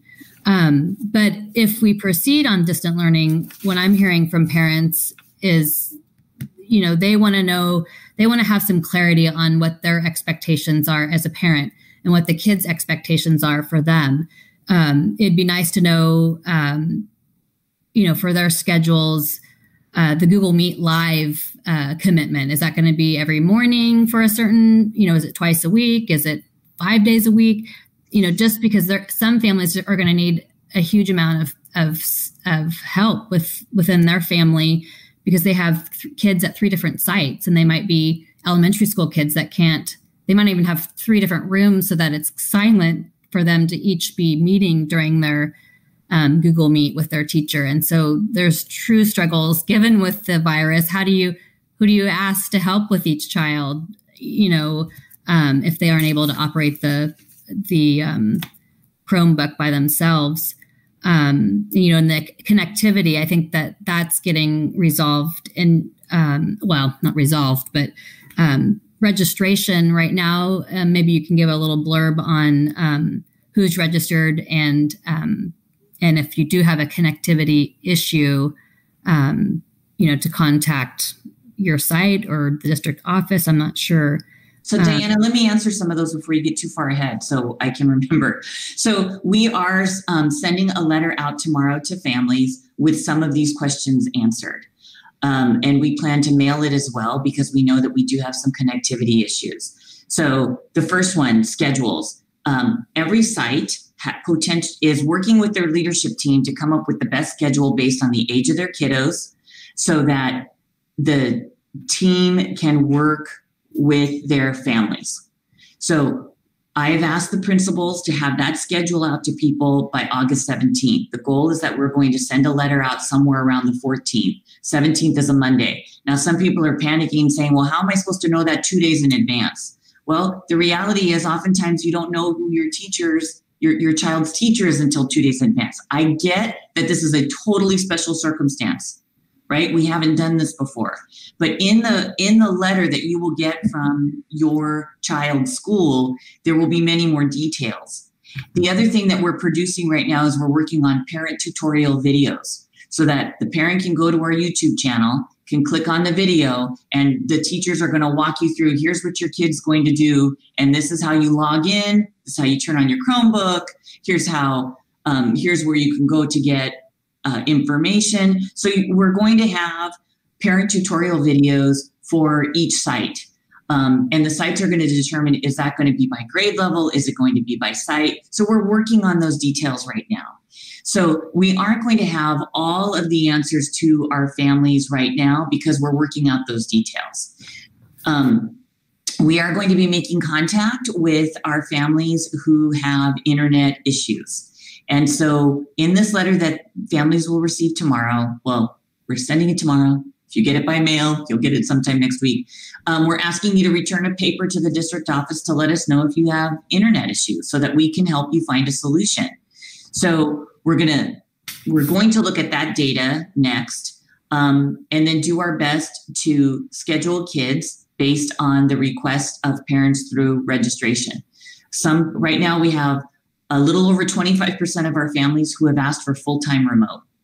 So we're working to make sure that those families get a full-time remote teacher so that the teacher can absolutely focus in on what it means to be full-time remote and not worry about any kind of on-campus instruction. So about 25% of our families have asked for that, and that's what we're looking at right now. So by August 17th, families will have a schedule of what their schools would look like. You will know who your teachers are by that point. We will have parent tutorials ready to go to help families understand what this will look like. And then right now, as far as attendance, I can give you the attendance breakdown in a nutshell. Kids will have to log in and be with their teacher live every day. And if they aren't, they will be marked absent. That's the way the legislation, that's the way it reads. So what we are supposed to provide is daily live interaction with the credentialed teacher and daily live interaction with their peers. So if a kid just talks to a teacher on Monday but doesn't get to see their friends, then we're not meeting our part of the bargain. Now, where does that bargain change? That bargain changes if we have kids on formal independent study. I know I've had some parents call me this week and ask about formal independent study. I need to be really clear. Formal independent study is only allowable for 10% of our population. So we are not handing those out freely. Okay, and formal independent study is not a super easy task, but it's manageable. So for right now, what can parents know? Your kiddos are going to have to log in every day with the teacher, non-negotiable. If they don't, they get marked absent. If they're absent 2 days in 1 week, then we as a school system get to officially go out there and find them until we make contact with you. Either the mom, the dad, someone on the contact list. So there is a whole stalking procedure that we are going to have to follow to make sure that kids don't get lost, that we don't lose a kid and say, oh, we haven't spoken to them in a week. Unacceptable. After 2 days, and that's the standard that we are using in our district, and the legislation says after 3 days in the same week. We're saying after 2 days in the same week, we are going to find you because you're too important. That's what we're going to say. Now, parents can say, hey, my kiddo got hurt over the weekend and is not going to be logging in today. Well, if we know that, that's not an unexcused absence. Those kind of rules still apply. Difference between an excused absence and an unexcused absence. We don't hear for you. We do not hear from your child in 2 days. We're going to come and find you. Those are the rules. So they are going to have to log in every day. They are going to have to be available to their teachers every day. Right now, we are looking at a 4-hour school day, 240 minutes, because that's what Ed Code says we need to do is 240 minutes. So if parents need to plan right now, you can plan that somewhere between 9 and 1 or 8:30 and 12:30 are the times that we're looking at, but we don't have those in stone yet. We want to make sure that we are choosing times that are going to work for our staff and for our kids. But our staff will be working. This is not a vacation for them. I know someone had said, well, if you're only going 240 minutes, what do you do with the rest of the time? There's a whole lot of planning involved. You don't just wake up and wing teaching distance. There's a whole lot of planning. And the other part of the planning that we really want to share with families is that if you have a kiddo in the 3rd grade, and then your kiddo's cousin is also in the 3rd grade, but they have different teachers. The goal for Fort Bragg Unified is that every 3rd grade has the same core lesson, the same core assignments, so that if families are if the kiddos want to work together and they have different teachers, they still have that same core curriculum. Okay, we recognize that anytime a teacher teaches, everyone does it a little bit different. But the idea behind it is that the grade levels are going to be working incredibly closely together so that our kiddos with different teachers, they can all rely on each other and work together. That's why there's so much planning time involved. Okay, oh, one more thing. And then the other thing is also that there's going to be weekly communication. It's going to be hugely important that families have an active email address, phone number, so we can contact families. I know in Aries, we can send out weekly reports very simply, so you can see your child's grades. And I know as a mama, I received a lot of progress reports from teachers every week. I never asked for them. They just showed up in my email because the teacher pushed it out. So you're going to see more communication from your teachers. We've agreed that teachers are going to send out a weekly communication of some sort to parents to communicate grades and attendance.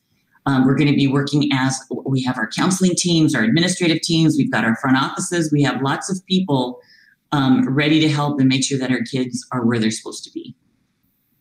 So does that help answer some of your questions, Diana? Absolutely. So it's definitely going to be different learning this time around. There's going to be more teeth for, really for kids and parents, in the sense that they'll have indicators if their children are engaging or not, because you'll get a call from the school if they haven't checked in, or their grades will go up or down because we didn't have that indicator the first time around to give the warning to the parents that maybe they weren't connecting. There's a very high level of accountability, And if you go through to the California Department of Education and click the link for the FAQs, the frequently asked questions on distance learning, you're going to see, I think it's 16 or 17 frequently asked questions, and you're going to see the level of accountability in those frequently asked questions. We have to keep asynchronous and synchronous teaching logs. What is that? Synchronous is live teaching. Asynchronous is maybe pre-recorded teaching or some other kind of lesson. So we have to keep logs on this. We have to keep detailed attendance logs. We have to have a tiered re-engagement plan, an attendance plan. We're already developing our attendance improvement plan. So these are the things that we're working on the administrative level that we are going to have ready for our teachers when they return on August 12th, and then ready for our families when our kiddos return on August 19th. There's lots of things going on behind the scenes, which is why many of us have plowed right through the summer because we're getting ready. So my last one of my last comments for now. So can we put in that letter, I know we can't maybe put the time frame, but like saying a 4-hour commitment every day, so that if a family was able to, they could maybe take the week off to kind of get their kids on course for the first week so they can kind of commit. I mean, I guess it'd be a half day. I don't know. In that letter to parents, is it going to be a 4-hour commitment? I mean, it's a 4-hour commitment. I just don't know where the 4 hours is going to be just yet. Sure. Is it going to be 9 to 1? Is it going to be 8:30 to 12:30? It'll be the first part of a day, Yes. I mean, and everyone's morning starts different in the world, but at least they would know they'd have a half day commitment, because maybe they could do the asynchronous learning, later in the day, after they got off work or something, just so they could kind of plan around their work. And then, so it sounds like there's still folks that haven't registered. So are you surprised about that maybe they don't have internet and that's why they haven't registered? Or these are families that maybe chose another option for schooling? I mean, if you could predict, or is this another section that just haven't decided what they want to do? I think it's all of the above. Okay. We had a couple people come in today and say, you know what, I tried to register on Monday. I did it from my phone and it wouldn't work. Well, what we discovered in the registration process is that if you got on your phone through the Aries portal and you tried to register, it didn't work. So we discovered that. So there were some families who legitimately tried to register from their phone and couldn't do it. But we had to close registration down so we could pull the data. We are going to reopen on Monday when the site secretaries return and they start making the phone calls, and we'll get families registered. So if you're one of the 300 plus people out there, don't worry about it. We'll get you. We'll figure it out. We do know that there are some families who've chosen to go a different route, and that's fine too. I would encourage everyone who's considering a different route, I would encourage you to give us a chance. I am watching what Kelly Farrell created for our teachers, and Kelly Farrell is one of our dynamic Fort Bragg High School teachers. She created a Google Bootcamp for our staff, and there are 6 modules to it. I'm just completing module 1. It's good stuff. I was excited about it and thought, man, if I were a teacher right now, this Google Bootcamp really shows me that I can teach remotely and engage my students in a meaningful, purposeful way. So a shout out to Kelly Farrell, because she's done a pretty fantastic job. And then for our teachers, what we've told our teachers is if you complete the boot camp, we'll give you 3 units of district credit to advance you on the salary schedule. So Kelly really made each of the worth 6 hours. 6 times 6 is 36. 12 hours is 1 DCEC unit. 12 times 3 is 36. That's how that works. So we have provided ways for our teachers to get some PD that they can do, PD being professional development that they can do from their home during the summer. And some teachers, quite frankly, have said, Becky, I'm exhausted. Trying to work from home and be a mom, with my children and doing schooling, or a dad, has worn me out. I get it. So I think everybody's doing what they can do. I am 100% confident that what we produce come August 19th will be much better, more intensive, more meaningful, more productive than how we left in June. Also remember that when we went to distance learning, we had a very public statement from our state superintendent and our governor that grades were not going to be punitive. We had districts all over the state stop grading as of March 17th. That is not the case right now. Everyone needs to hear me loud and clear. There is a whole new level of accountability, and we are going to do our best to support students and families. There is a whole new level of accountability, though. This is no longer the let's skate through the year train. That's over. Okay, so our task right now, again, is to decide, not that we're not going to revisit it every meeting, but kind of where right now it was said to families September 11th. And that was the day after our September board meeting. So our task is to decide, are we going to give the blessing for that date or negotiate another date? Correct? That's our task. And I don't know if negotiate another date is the right term. If you want to discuss another date, that's your different date. So I have a comment, I guess, when looking at, from my background of education, we're planners. Not only, families are planners, but teachers are really planners too. And to chunk this, when I look at August 19th and September 11th, to me, it could go as a parent, I could say, yeah, my kid can catch up. We'll kind of wing it. No big deal. Or I could say, you know what, if I've got a grading period, if we go till the October break, maybe some families would buy in a little bit more. Maybe some teachers would buy in a little bit more. A couple weeks, I feel like it's kind of hit or miss whether you're going to get 100% buy-in and support and from both sides. So I kind of like the idea of maybe going out another, I don't know how many weeks that is, but to go to the October break so that it gives the teachers and the families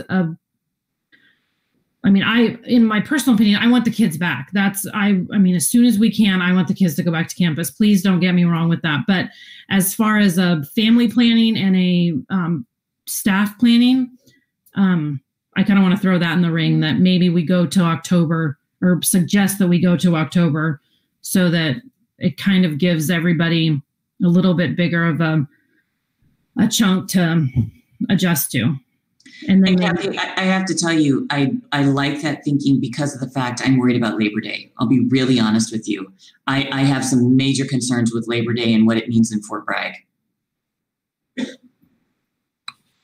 So my question was going to be how did we arrive at the September 11th date? But I also agree. I think that going to October, we have a meeting October 15th. So, and when is October break? Is it right after that? I think it's 2 days. Yeah. It's right there. Somewhere around there. No, I would agree. And especially about the planning time. That's just having a chunk of time to do October that. break is October 8th and 9th. Yeah. Where did the date come from, Mary? When we were talking about closing or going to distance learning, we were looking at dates. Originally, this date came through a conversation with the teachers union. We talked about starting the whole year remotely the first 3 days, knowing that we had a board meeting on August 13th. Right. That didn't seem to make sense with the new health order. But at the same time, we were making this decision on July 17th, July 16th. We were watching people panicking when Dr. Doohan put out that press release, and I think it was on July 14th or 15th. Mm-hmm. And we needed folks to hear that we were listening to our public health officer. And the reason why the September 11th date made the most sense is because we have a board meeting on September 10th. And September 11th is a Friday. So we could look at it on the 10th and decide to kick the can down the road or say, okay, we're ready. In truth, we're not going to be making a decision on the 10th and turn around and open school in 2 days. We're going to do a lot more planning before that. And in truth, if we are going to be able to reopen school, we are going to see the numbers, the positive cases decrease.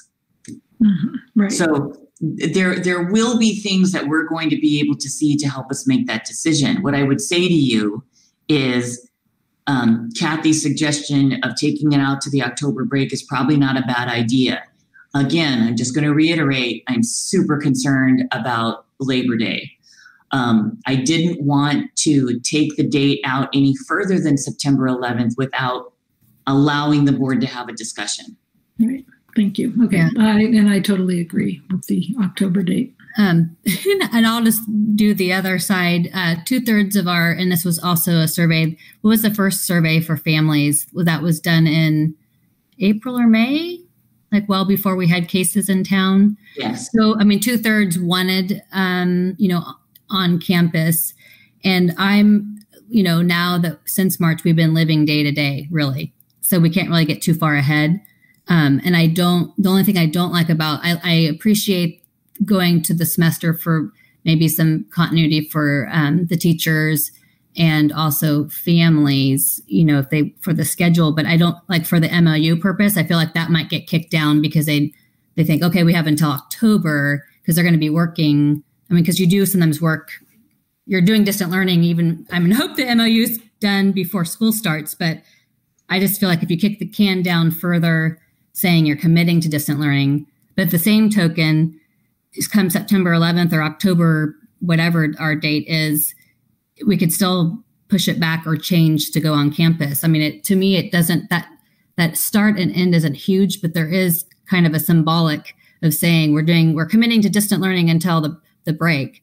And then that's, families that aren't excited about distant learning, I don't know. I just feel like we're kind of messing around with a date and it's not really telling of what we're going to do because we kind of know what's going to happen with the numbers because of the cases. So I just don't feel like it's. So here's the good news. The good news is that we have made the decision to start with distance learning. Okay, so you don't have to belabor that decision. What you have in front of you is you can just approve it so that it's September 11th and we kick the can down the road and you can talk about this again on August 13th because we're going to put this on the board agenda every month. Or you could say what Kathy just said and say, look, let's give people some planning time. Let's show people that there's some teeth in this and let's kick the can down the road and we'll do this till the October break. That would give us a little bit more time. It would definitely take in a full grading period. There's no question about that. And it's pretty much the midway point in the semester. So those are the two things in front of you. I think we've made the decision that we are going to be distanced. We are on the watch list. That's easy. So the question becomes, let's pick a date so that our families can plan and our teachers can plan. And it's up to you. We've already said September 11th. Everybody's already planning that. If you want to extend it, now's the time to talk about it. If you don't, let's do September 11th and embrace it. Can we even, since it's an action item, can we even change the date and still vote on it? Does it have to be rewritten? We can't. No. We can't. The vote that you're making is about distance learning. Right. I gave you a date. Okay. The action item is there. Mm-hmm. The motion would just have to include the new date. Yes. Right. Okay. I think what I'm getting at is why do we even have to have a date? Because we kind of all know in the back of our minds we might get stuck in distant learning for quite some time. So to me, we're doing distant learning. So do we really need to have an end date? I would like you to have an end date for right now. And I don't care if we kick the can down the road every month in perpetuity. And the reason I say that is because for two reasons. Number one, I want to show our community that we are taking this seriously and that we are listening to our public health officer. And number two, I also want to show our community that we are not committing to this for the full year. That's me. You could say, no, Becky, we don't agree with you. We don't want an end date and we're just going to vote to do it this way. Those are my reasonings and my recommendations to you. Well, I just want it's on the record, I guess, that I threw out the October date just again because I like things in chunks and I think it's nice for families and teachers. But I am also on the theory that the soonest we can get kids by the health recommendations and science and CDC and all those things, that kids are going back in whatever model we can do that. I am fully supporting students back with teachers and mentors and positive relationships and things like that. So I just want that clear. So I have a question. So it looks like we can continually kick the can down the road, meet every month, keep pushing it. But can we do the reverse? Could we say, okay, we're going to push it to October 10th. Tomorrow a vaccine comes out. There's 6 billion doses for everybody on the planet. Everyone can come back to school, but they can't, and I'm not, obviously this isn't going to happen, but they can't come back because we said October. Because I assume once we make a decision, you'll go to the negotiating table and that date will be more in stone. It seems like it's easier to push it out but not pull it back. Is that correct? I totally see what you're saying, but if we have that kind of miracle, I'm telling you, we can have a special board meeting by just posting the agenda for 24 hours. We can have any kind of special board meeting you want. If we have that kind of a miraculous turnaround, I will bring the bargaining units together, host them in my backyard, and we will get through this as much as we can so that we can bring our kids back. I'm not too worried about being able to pull it back because it's a special board meeting. And can you imagine the outcry in the community if we could bring kids back to school and we chose not?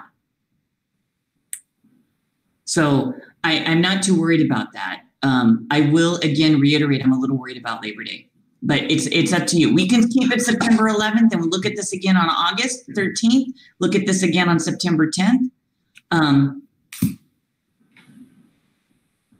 Well, I mean, as you said, we are looking at it every month. At every meeting. So, and we all, of course, want kids back in school. That's the number one priority. So I guess if we're looking at it in August, then the date that we have is kind of immaterial. Exactly. The date is irrelevant, really. I don't know if I agree with that because of what Kathy was saying in planning. I think the October break makes sense. That way families know, teachers know, everyone knows that unless there is a miracle, it's going to be distant learning through October instead of waiting till August 13th to make that decision, or even September 10th to make that decision. I think that it's pretty clear this thing is here to stay for a while. And as long as, should some miracle happen, we can have a special meeting, bring the teachers back to the table. That's great. But I think letting people know that there's a longer period. And then at September 10th, we have this, well, we can have it every month, of course, but September 10th, we have a discussion about whether or not we move it past October. So I like Kathy's idea and yeah. So would someone like to make a motion? Yeah. Sure. Okay. I'll do that. I'll make a motion that we move the date from September 11th to the first day after October break, which I'll have to rely on someone with a calendar to define. I would just say that you extend distance learning to October 9th through October 9th. Through October 9th. Thank you. So can I ask a question? Does that mean that we'll have a special meeting then? We have a meeting in October, and Anna, if you could chime in, it's the 15th. Okay, well, if we need to, we'll have a special meeting. Believe it or not, we are going to have a meeting in September that we have to talk about at the end of this meeting because of the learning continuity and attendance plan that has to be adopted by September 30th. So we're going to have to add in a special meeting for that. I don't mean to, but I think parliamentary procedure is we've got to have a second before. Before discussion. Sorry. Thanks, Sorry. I'll second it. Okay. I second. Okay. Now, is there any further discussion? Sorry. Okay, I'm sorry. No, that's okay. So we will have to have a special meeting at the end of September regardless. So we can talk about it then too. Well, and I think in reality, like you were saying, even with the September date, if we had a meeting on September 10th, you're not putting the kids back in the classroom on the Monday, the 12th. So even if things are going swimmingly after Labor Day, the September meeting is probably when we're going to put together the plan for coming back in October anyway. So, you know, that's education does not move that quickly. So I think timing wise, we know we're going to have special meetings, but I think if we stay positive and there is a upswing and people behave at Labor Day, you know, there's hope. But okay, so any further discussion? Okay, Anna, then I guess it's your turn. Okay, Trustee Paoli? No. Trustee Mackler? Yes. Can I just do a point of order? Do we want to open up to public comment? Do we do that at the meeting itself as well, or is it only prior to the meeting? Well, it's usually somebody raises their hand when we're there. So Anna, was there anything that came in? There was no further public comments. Sorry to interrupt. No, thank you. So I've done Trustee Paoli. We'll go to Trustee Schneider. Yes. Trustee Matson. No. Trustee Mackler. Yes. And President Babcock. Yes. Okay, so just to be clear, let's make it very clear to families what just happened. Right? What just happened is we are going to be in distance learning through the October break. That's what I just heard. Barring a miracle. Right. Because we all are committed to bringing kids back. So if we are happy to meet whenever and however often we need to change that and to get the get the teams all together to see how that could happen. So yes, we are supporting a chunk of time so that families and staff can do the best they can in that time. But of course, we will be here at the wonderful Google Hangout if that changes. And I just want to comment, making the motion and voting for it, that I have 2 kids that I want to see nothing more than get back in the classroom and get back some sort of social life. Mm-hmm. And I just trust that if there is an opportunity at all prior to October 9th, that we will work as hard and quickly as we can to change that. And Scott, if I could just echo your sentiments, I have a son at home who cannot do Google, who cannot Zoom. So I want him back probably more than anybody on this screen. I hear you, and I'm with you. So I don't know if it's probably not related, but you mentioned it about the special meeting. I don't know when we can talk about this, Kathy. But I'm wondering about how we get public comment, if we can ever do that live or have some sort of other forum where people can, I guess they can just still email in during an action item, but I just don't want to limit people. I mean, I don't know if you have something outside where people, I imagine that we can't meet in our normal room because we don't have enough space for public. So I don't know what that max number is, but anyway, just a thought. So let me help you with that. We have to do public input and parent engagement, stakeholder engagement for this learning continuity and attendance plan. It's one of the reasons why we're starting to do surveys. We're starting to contact parents and call parents. So that is going to be part of it. We can have families work with their... Sorry.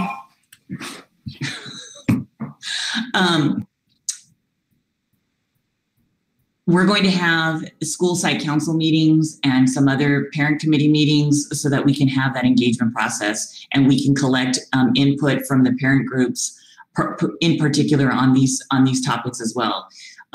So to the moms and dads and people out there who want to give us their opinion and help us do some planning and really talk about how we can make a difference during this time, we are going to start having those meetings.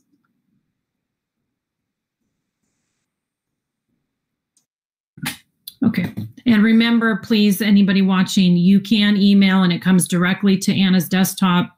She'll tell me, stop me, and we'll read the comments. So please don't think that you can only email before, and you can email. And Scott, thank you for the reminder for me to pause and ask Anna for anything.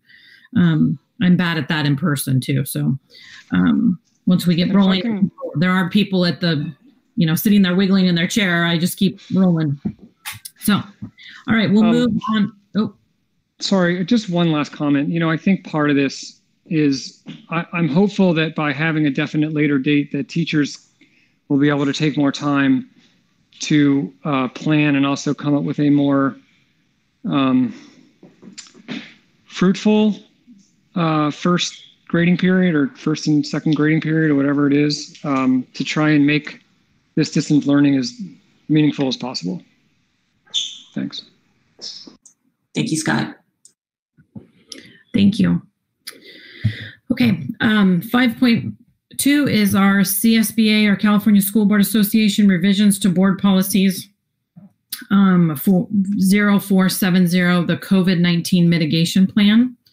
So Anna and Becky, if there's, we've got some choices to make here, I believe. So this is a brand new policy, obviously, that was put together in response to COVID. And so there are a lot of options because it's never been adopted or addressed by anybody before. So I know Becky has reviewed it. So there are a lot of things in here that we are supposed to do, which is why the last parent letter that we sent in mid-July had the links to our COVID-19 resource page and our CDC website on symptoms. So we're going to be putting those in future parent letters as well, because according to this policy, if it's adopted, which I'm assuming we're going to get some way, shape, or form with this, those are things we're going to have to do. So if you go through this and kind of refer to the reopening plan that we submitted in June, I'm not worried about this policy. We really did address the components that are outlined in this. Some of this is bargainable as far as with our teaching and our classified units, but for the most part, we have been following this policy. I was going through and kind of high-fiving myself because there was no one else here, because I'm socially distanced and by myself. So, but we are doing what's in this policy. So I'm not sure if you were able to read it. The nice thing it is broken up into sections. It is 16 pages long, but if you read it section by section, it's really not too bad. Do you have questions?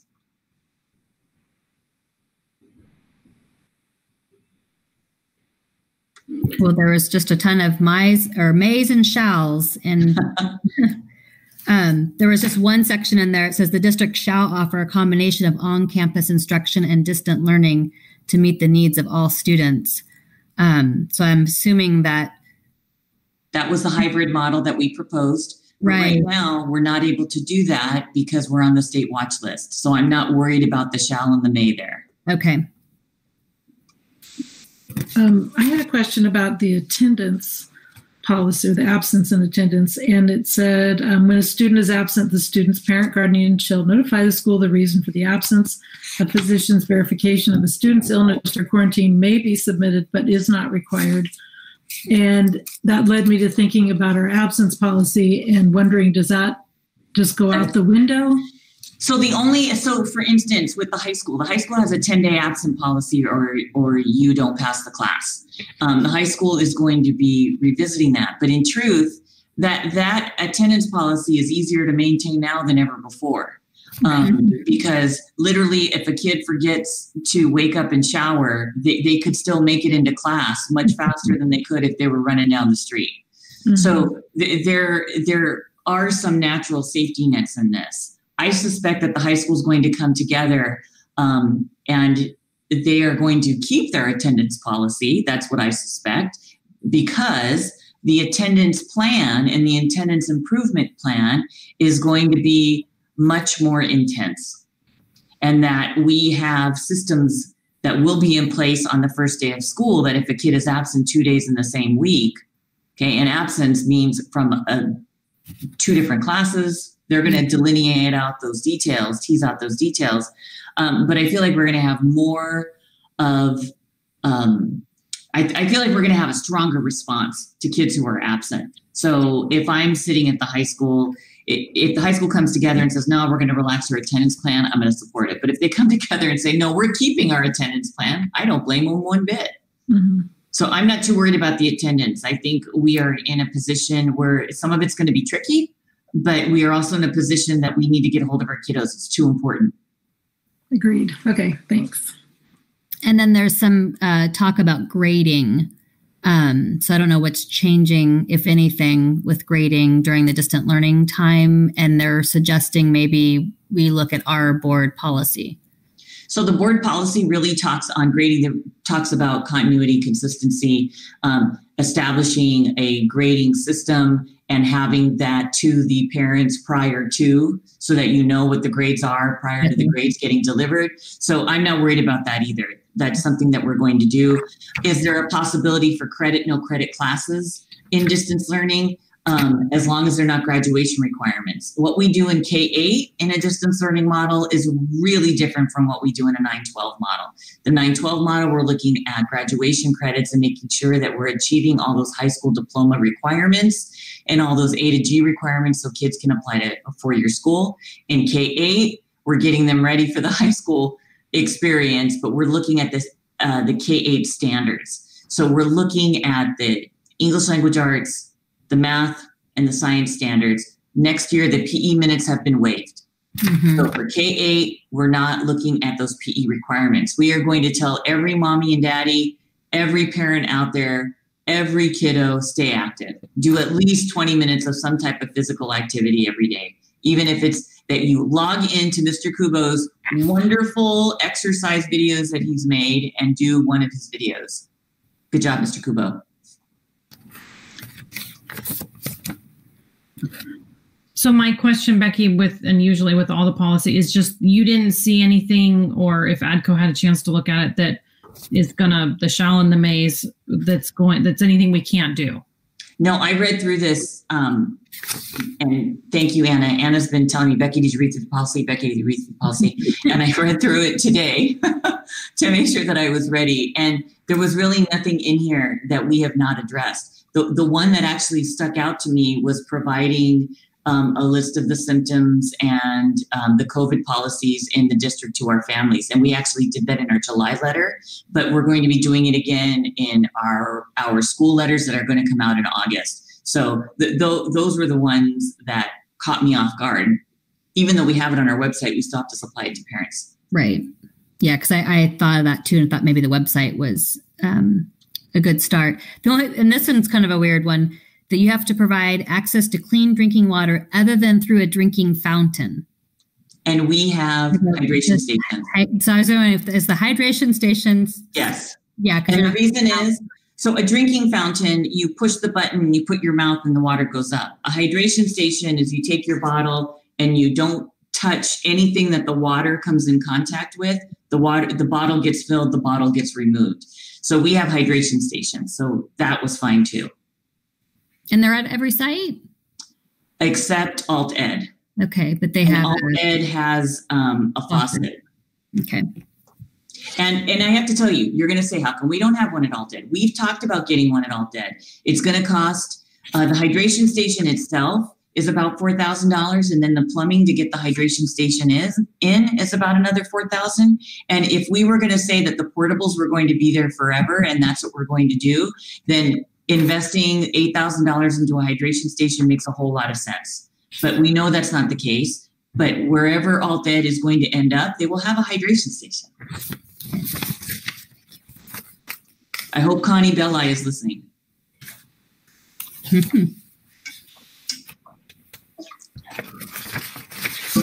Any other questions? No. Okay. Well, if there's no questions, then I'll call for a motion to approve the board policy and administrative regulations, please. So I move to approve the board policy 0470 COVID-19 mitigation plan. I'll second. Should I add any public comment, Anna? There is no public comment. Thank you. Any discussion? Okay, Anna. Okay. Trustee Schneider? Yes. Trustee Mattson? Yes. Trustee Paoli? Yes. President Babcock? Yes. Trustee Makela? Yes.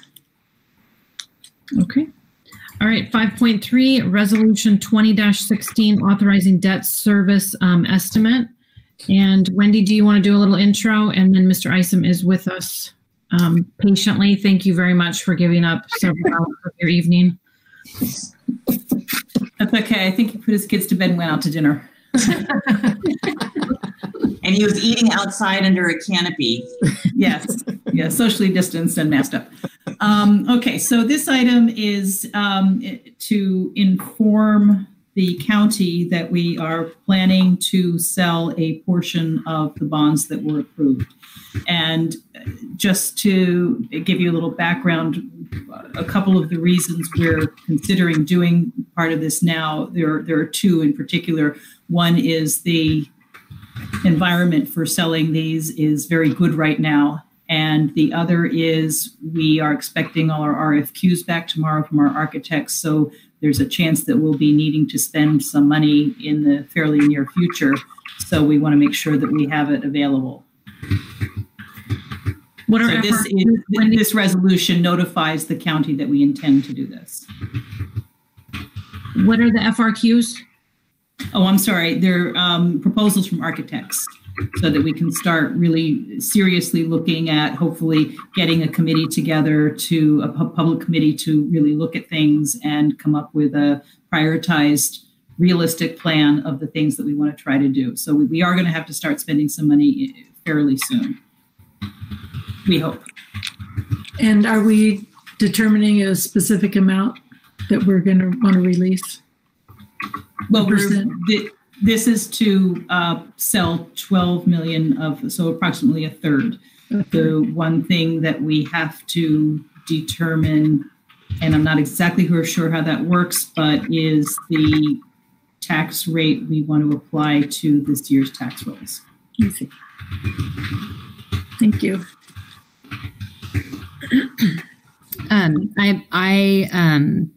My comment with Wendy, the interest rates are low. There's no children on campus. Theoretically, I don't know how quickly it could move along. And our needs are never going to go away. I mean, I'm one, I hate spending money, but the needs of the district aren't going to go away. It's not going to get any cheaper. You know, when you delay a home project and you wait a season, everything goes up. You know, the cost of product goes up and materials go up and labor goes up. And, you know, I think doing a third, I mean, obviously, maybe Mr. Isom can chime in. We have an option to, you know, I mean, could theoretically someone wouldn't really do the whole amount. You would always do it in portions. Yeah, there's a couple of reasons why, but for your district, one, you couldn't sell all the bonds if you wanted to because of the tax rate limitations. And then two, there is the whole IRS spend it within a certain time period, which you wouldn't be able to do. So that's why it's financially set up to be the most cost efficient to the taxpayers to sell it in thirds. Right, and that's I want to appreciate that as well. And we're also not looking at probably putting a shovel into the ground for a year at least. Okay. We're nowhere near that. So at that point, if we get close to that, then we'll look at selling the next group if we need to.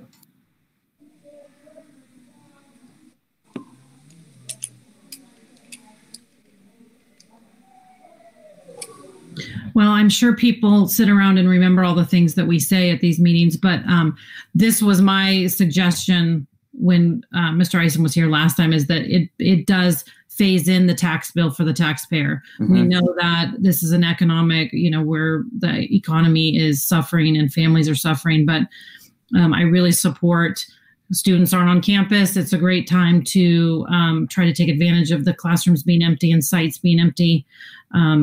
And it's a great time to sell the bonds. So I like the idea of kind of phasing in slowly and taking advantage of some of these things now.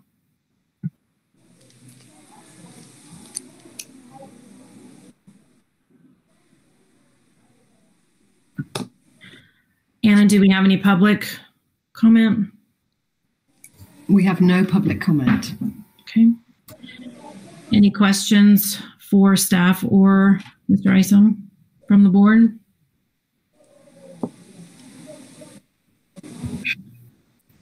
There was a much more lively discussion last time. So is this? Sorry, I was looking for the mute button. Is this? Is the tax rate going to be the $60? Is that what the resolution proposes? Wendy, I believe just the topic of discussion one is, the selling bonds and what tax rate do you want it to be, and that's what we're going to submit to the county tomorrow. Right. Although the tax rate isn't laid out in the resolution. Yeah. So we can you can say what the tax rate's going to be or what you want it to be, and that's what we're going to submit to the county for the debt service schedule. Okay, so if we were to pass this resolution as written with no tax rate, is there an assumption there, or how does that work with the county? No, so what we need to choose what tax rate to put in there. So the maximum you can do is 60. You can make it be 0. You can make it be any number that you want. Okay, so I guess to start discussion, I'll propose 30. Okay. What is going to be the most cost efficient in the long run? Well, it depends on your definition of cost efficient. Is it what's going to cost the least to taxpayers in regards to interest costs overall spread out? It'd be the 60. What's going to be the most cost efficient to taxpayers right now? It's not 60, it'd be 30. So the lower the rate, the longer the duration of the payback? Mm-hmm. No, the duration of the payback is going to be exactly the same. It's just a matter of you're able to access more tax revenue the higher the tax rate is in these first 2 years. And so if you have a lower tax rate, the benefit is, well, the taxpayers are going to only be paying half of what they originally said they were going to, but they may be paying an extra $1 million of interest costs spread out over 30 years. But this is the overall tax base, so like the individual homeowner, it'll maybe cost them an extra $10, $20 throughout their life. So we have access to less money for our projects because it will go to interest. No, it'll be the same. It'll be the same exact amount of money. You're going to sell $12 million. It's just a matter. Is it going to be, $12 million in principal and $10 million of interest, or is it going to be $10.7 million of interest? But it's like when you get a mortgage, you don't get less of a mortgage because the interest rate is different. Exactly. You get the same amount of principal and you pay it all back. It's just the length of time and then the payment schedule that changes. Gotcha. There's not a huge difference to the individual taxpayers for this. To spread it out, spread it out. They're not going to. They wouldn't know the difference anyways. Right. I mean, truth be told, whether your total debt service of interest is 10 million or 11 million, they won't know the difference on their tax bill. They would only know it as if you told them we did it this way, and that's going to save you $1 million. So I think probably the conversation is, do we want to save $1 million spread out over time? I'm just guesstimating because we haven't locked in rates yet, and you're going to tell the voters, well, we did $60 to save over $1 million, or do you want to say, what, we want to, as Scott said, let's make it $30. So the tax burden is going to be half of what it would have been if you went to 60, and just and not mention that the interest may be a little bit more.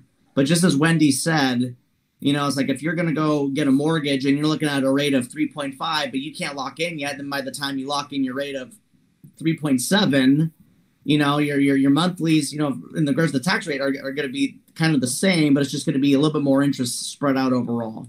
Right. Okay. There's no wrong answer in my opinion on which option you guys want to do. It's just a matter of personal preference. So we're on the 30 or the 60. It's not $30 per 100,000. Yes. Oh, okay. So then it is going to hit the taxpayers. If we do 30, it'll be half. It'll be half of what? Right. Okay. And you'll still get 12 million. Gotcha.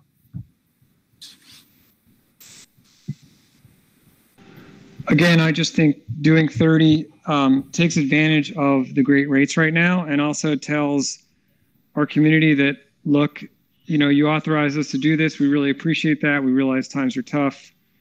We need to do this work on our schools. So let's kind of, I don't want to say split the difference, but provide some relief and still move forward with the projects that we need to move forward with at the great rate. And I think, Greg talks in big numbers like million this, million that. We just saved the taxpayers a couple million by refinancing. I don't know if the community is never really going to notice. I don't think the district office was flooded with thank you notes. Hold on. Who knows? Maybe Scott, that extra 100 votes to make this one win was because of it. All right. Yeah. Hey, you're right. You are absolutely right. I apologize. Yes. So if we do the 30 now, that leaves us 30 more to do in one next fall. Or in a year or 2 years. We can set it up to where it'll be structured. So the first, let's just say 2 years, or this year or the next year, will be $30, and then it'll pretty much drop down to $20 if you do nothing. But it gives you the ability to, when you look to sell your next chunk of 12, 13 million, instead of being 30, you can actually take it up to 60 or even 45. You can tier it however you guys want to, based off of how things are going. If things are worse, maybe you say, you know what, maybe we don't want to sell the next series of bonds right now. Well, let's just wait a year or two, and that's perfectly fine. And just when you talked about, when Wendy talked about good interest rate environment, it's an excellent interest rate environment right now, to where we just locked in a single A credit district like yours, 30-year term at a 3.16%, which is unfair to investors right now. I'm joking. And we did maintain our A rating, by the way. Yeah. So as I understand it, though, Greg, it is a strong buy market because people are looking for reliable long-term investments. Safety, yes. Safety, right? Correct. Just even today, so the stock market went down today, a couple hundred points, and the bond market went down like another 3 or 4 basis points. So it's a strict, me talking big numbers, it's a fantastic time to lock in rates.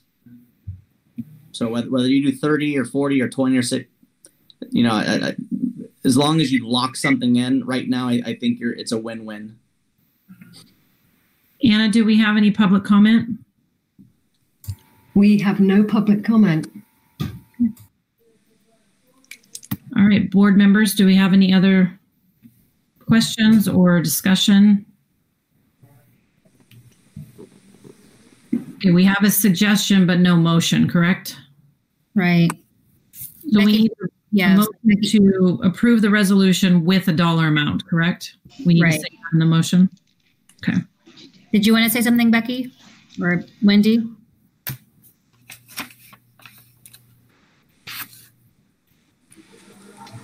I can try to think of something if you want me to.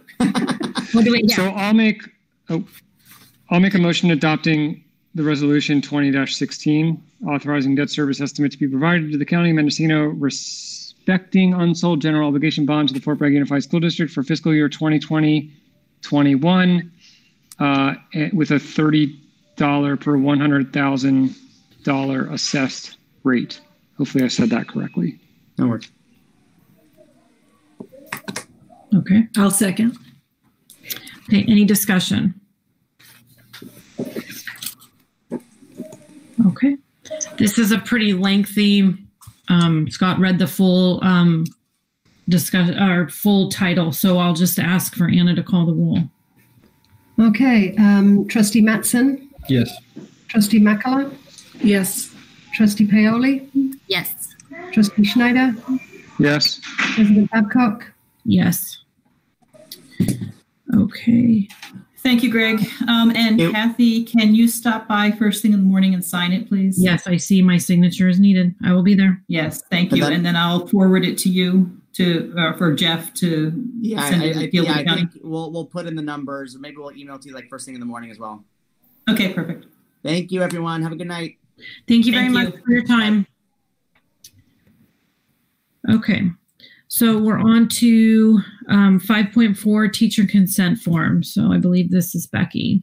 This is something that we need to do in order to approve someone to teach with not really a waiver, but this person is a new hire. They have the units to be able to teach 8th grade English. We are moving to a humanities the following year. So this is just a formality. Becky, how is this different just because we don't see this form very often? Can you explain to the people at home and us the difference between this versus what's in, do we have any other? Like a PIP or a STIP? 5.9. Yeah, how is it different? So this is different because this particular employee has the required amount of units, 12 or more units of English on his transcript, so that we don't have to apply for an additional credential. This person already has a credential. So it's just a consent that they have the units, they have a credential, and they're teaching in a K-8 environment. That's how that is. Then we have people who have a degree but no credential. Then we have to apply for a pre-intern permit, PIP, or a short-term staff permit, STIP. And that's different because they don't have a credential. Or if they have a PIP, a pre-intern permit, then after that, if they don't have a credential yet, then we have to apply for the short-term staff permit. And then you have to give board approval for all those too. Because what you're doing is you're saying that we are employing someone that isn't fully credentialed in this area. This particular consent is because this person already has a credential. They have the units that CTC requests in order for them to teach out of their credential area, but in a K-8 setting. Thank you very much. You're welcome. Any questions for Becky? Any public comment? Absolutely none. Okay. All right. So I move to approve the teacher consent form, 5.4. I'll second. Any discussion? Okay, Anna? Okay, Trustee Mattson, Yes. Trustee Makala, Yes. Trustee Schneider, Yes. President Babcock, Yes. Trustee Paoli. Yes. Okay. All right, 5.5. Now I looked, it didn't look like Dana Gray got picked. Well, this is our fourth quarter report. Oh, this is okay. So, And the county has done their fourth quarter reporting, but I couldn't submit that to you in this meeting because it's a special, but they did not inspect any schools this quarter. Okay. and give poor Dana Gray time. I wouldn't be surprised if it's there again. Poor Mr. Kale. He's starting his 5th year with us in the fall, and he's had 4 Williams reports. Oh. My gosh, time flies. Yes. Okay, any questions for staff about the Williams reporting? Okay. Can I have a motion? I'll move to approve the Williams quarterly reporting. Mary, do you want a second? Oh, sure, I'll second. Yeah. Make it easy. All right, any discussion? There is no public discussion. Thank you. Okay. Okay, your turn. Trustee Schneider, Yes. Trustee Mattson, Yes. Trustee Makala, Yes. Trustee Paoli, Yes. President Babcock. Yes. All right, 5.6, a little more discussion here for this one, I'm sure. We have board policy 3100. So it's consider approving board policy reserve to increase the amount to 6% rather than the 3% above the minimum. So Wendy and Becky, I'll turn this over to you. In light of the concern over the economic situation that we're potentially looking at over the next few years, and everybody's recommendation that districts have a 17% reserve, with the 3% that you approved before, which thank you, it has helped us be able to maintain solvency, and it makes us all feel a lot better. We're still would only be at 9% if we went to 6% on that. So that's still about half of what is recommended by everybody on the planet for a unified school district. So I would like to see us at the end of, I think might be this year or next year, I don't remember, we'll be very close to the 3%. I'd like to consider moving towards the 6% so that if we are looking at more of an L than a U-shaped economic recovery, that we're able to sustain it, so that if we get to those, as difficult as a third year out is to budget, if we have enough reserves, we can say we will be able to weather this because we have this if we need to. We know that we're looking at least flat funding for the next 3 years, which puts us in the hole for 3 years because all of our costs are going up and there's nothing we can do about that. I would just think it would be very prudent for the board to consider doing that.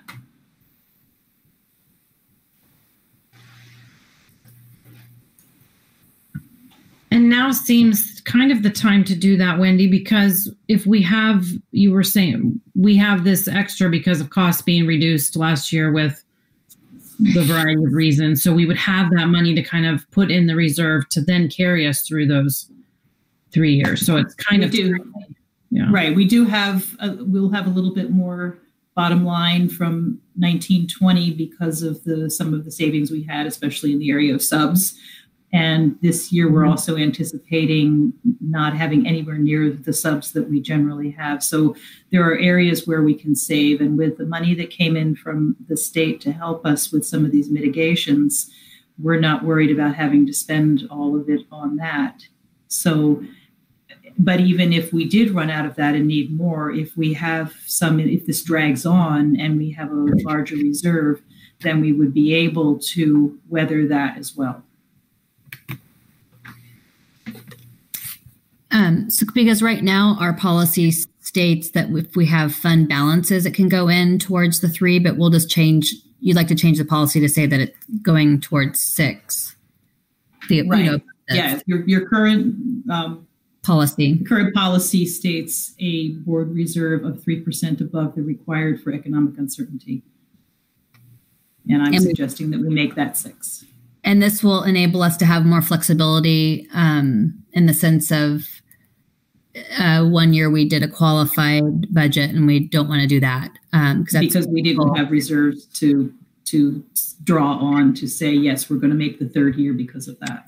And the other consideration as well is I don't think that the state's going to change our budget process where it would be helpful if we only had to look out 2 years, like 1 year and not have that. That's not going to happen. So that's unlikely to happen. The best thing I'm hoping for right now, well, there are a couple of things. One is some flexibility on the use of some funds that we get since we're being flat funded, and then some relief perhaps on the required contribution to our routine restricted maintenance fund, because they did do that the last time we were in an economic crunch. They allowed us to go down to 1% for a few years and then brought it back gradually back to the 3% required contribution to that. They never dropped the reserve for economic uncertainty. They always maintained that at 3%. And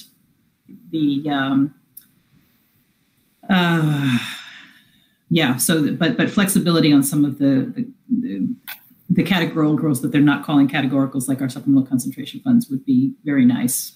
But we haven't seen that yet. And just to clarify, since I know we've had a few positions that were never filled, do you historically put that money, you leave it in that account, or do you end up putting that in our reserve at the end of the year when we don't fill a position? That you always want to be prepared to be able to fill it that 3rd year out when you're back on campus and things are normal. It stays. If we don't fill a position in a particular year, as long as it's flown, we keep it in the budget. If it doesn't get used, then that amount is able to carry over to the next year to hopefully fill that position. Right. So it's we always account for it because we have to be able to say, yes, we have the money to fill that position if we're going to. It can't be a surprise. Oh, oops, now we have to increase the budget by the cost of this position. So it's there already. So any of the empty positions are. Although there were a number of aid positions that we have been carrying that we did not leave open for 2021 because we knew we weren't going to need them. Okay. And the reason for this, let's be really blunt. Look at the economy. Mm-hmm. If we aren't preparing for that third year out, then we are not being fiscally prudent. And it's just, it's not good business practice. It's not good business practice for the state to require us to have a 3-year budget, but that's what they do. And we have a lot of bizarre things that the state asks us to do. And when I became superintendent, it was a learning curve to figure out what a qualified budget means. And thank you for bringing that up because we don't ever want to go back there. This really is about planning for an uncertain future. And there is no greater time than now to say the word uncertain. Right. Well, and it seems like with these deferrals, we really need to have those reserves. It's pretty critical. Yeah. Do we have any public comment, Anna? No, we have no public comment.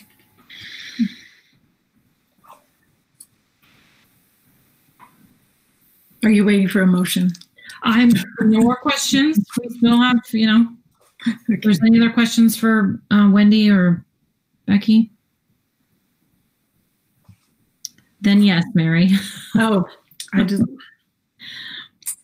that's me moving it along, I guess. Anyway, okay, I'll move that we approve item 5.6, Board Policy 3100, approving the required board reserve policy to increase the amount to 6% rather than the 3% above the minimum state standard. And I will second the motion. Okay. And just for the public, in the green, there's just the 2 numbers to change. Otherwise, this is our current board policy. So is there any further discussion? Okay. If not, Anna, the roll call. Okay. All right. Trustee Cowley? Yes. President Babcock? Yes. Trustee Mattson? Yes. Trustee Schneider? Yes. Trustee Makala? Yes. Okay. So 5.7, this is for a consolidated application. Oh, I will turn that over to Wendy too. Okay. Let's see. This is an annual form that we, it's more than an application. It's a whole system.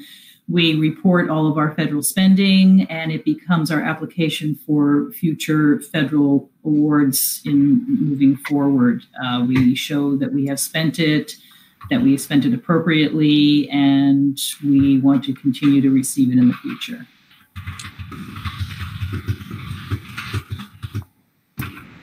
And does it go to the county first, or does it go straight to the state? This is a state system. This is basically saying, yes, we're still here. We still want the federal money. And yes, we spent all of everything you gave us last year. Or we've carried a little bit over, but we will spend it before we have to the end of September. This is also doing this particular year. This also becomes our trigger to qualify for one of the 14 different resources that we're getting for COVID. Mm. There's a little chunk of it that is tied to this also. And will this be an annual reporting or just? No, this happens every year. This is our Con App that happens every year that says, yes, we're still here. Yes, we still want the money. And yes, we spent it. Okay. And it's probably jumping out at you a little differently because normally it's in the consent. Yes.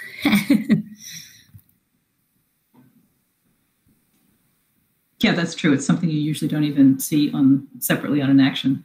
Mm-hmm. Any public comment? No, there is not. Okay. Great. Thank you, Wendy. I'd like to make a motion to approve the consolidated application to the state. I'll second. Okay. Any further discussion? Okay. Okay.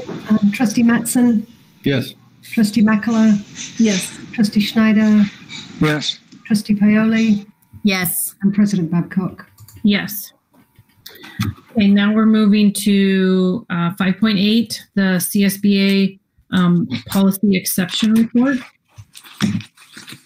So this one popped up in my email, and basically they're switching over from one platform to another one for all of our board policies. And before they made the big switch, they just wanted to go through everything with a fine-tooth comb, and they found these few exceptions where policies or ARs had been deleted in the past, or information had been moved and then they'd been deleted. So it's just a housekeeping item before they can turn on our new platform. And I have checked through and made sure that all the appropriate information has been moved, or that they're not just cutting something off without fixing the problem. Anna, on board policy 9125, board parliamentarian, you have it under their district approval as no. Okay, the reason they questioned this one is because it is not a standard board policy, and it is something that Fort Bragg Unified wrote for itself, because we have a parliamentarian, and I guess at some point it was decided that that was an important role that we wanted to have memorialized in a policy. So I suggested no, because I know we still use the role of parliamentarian in the board, and it didn't seem any point in just removing it when it was still structurally sound.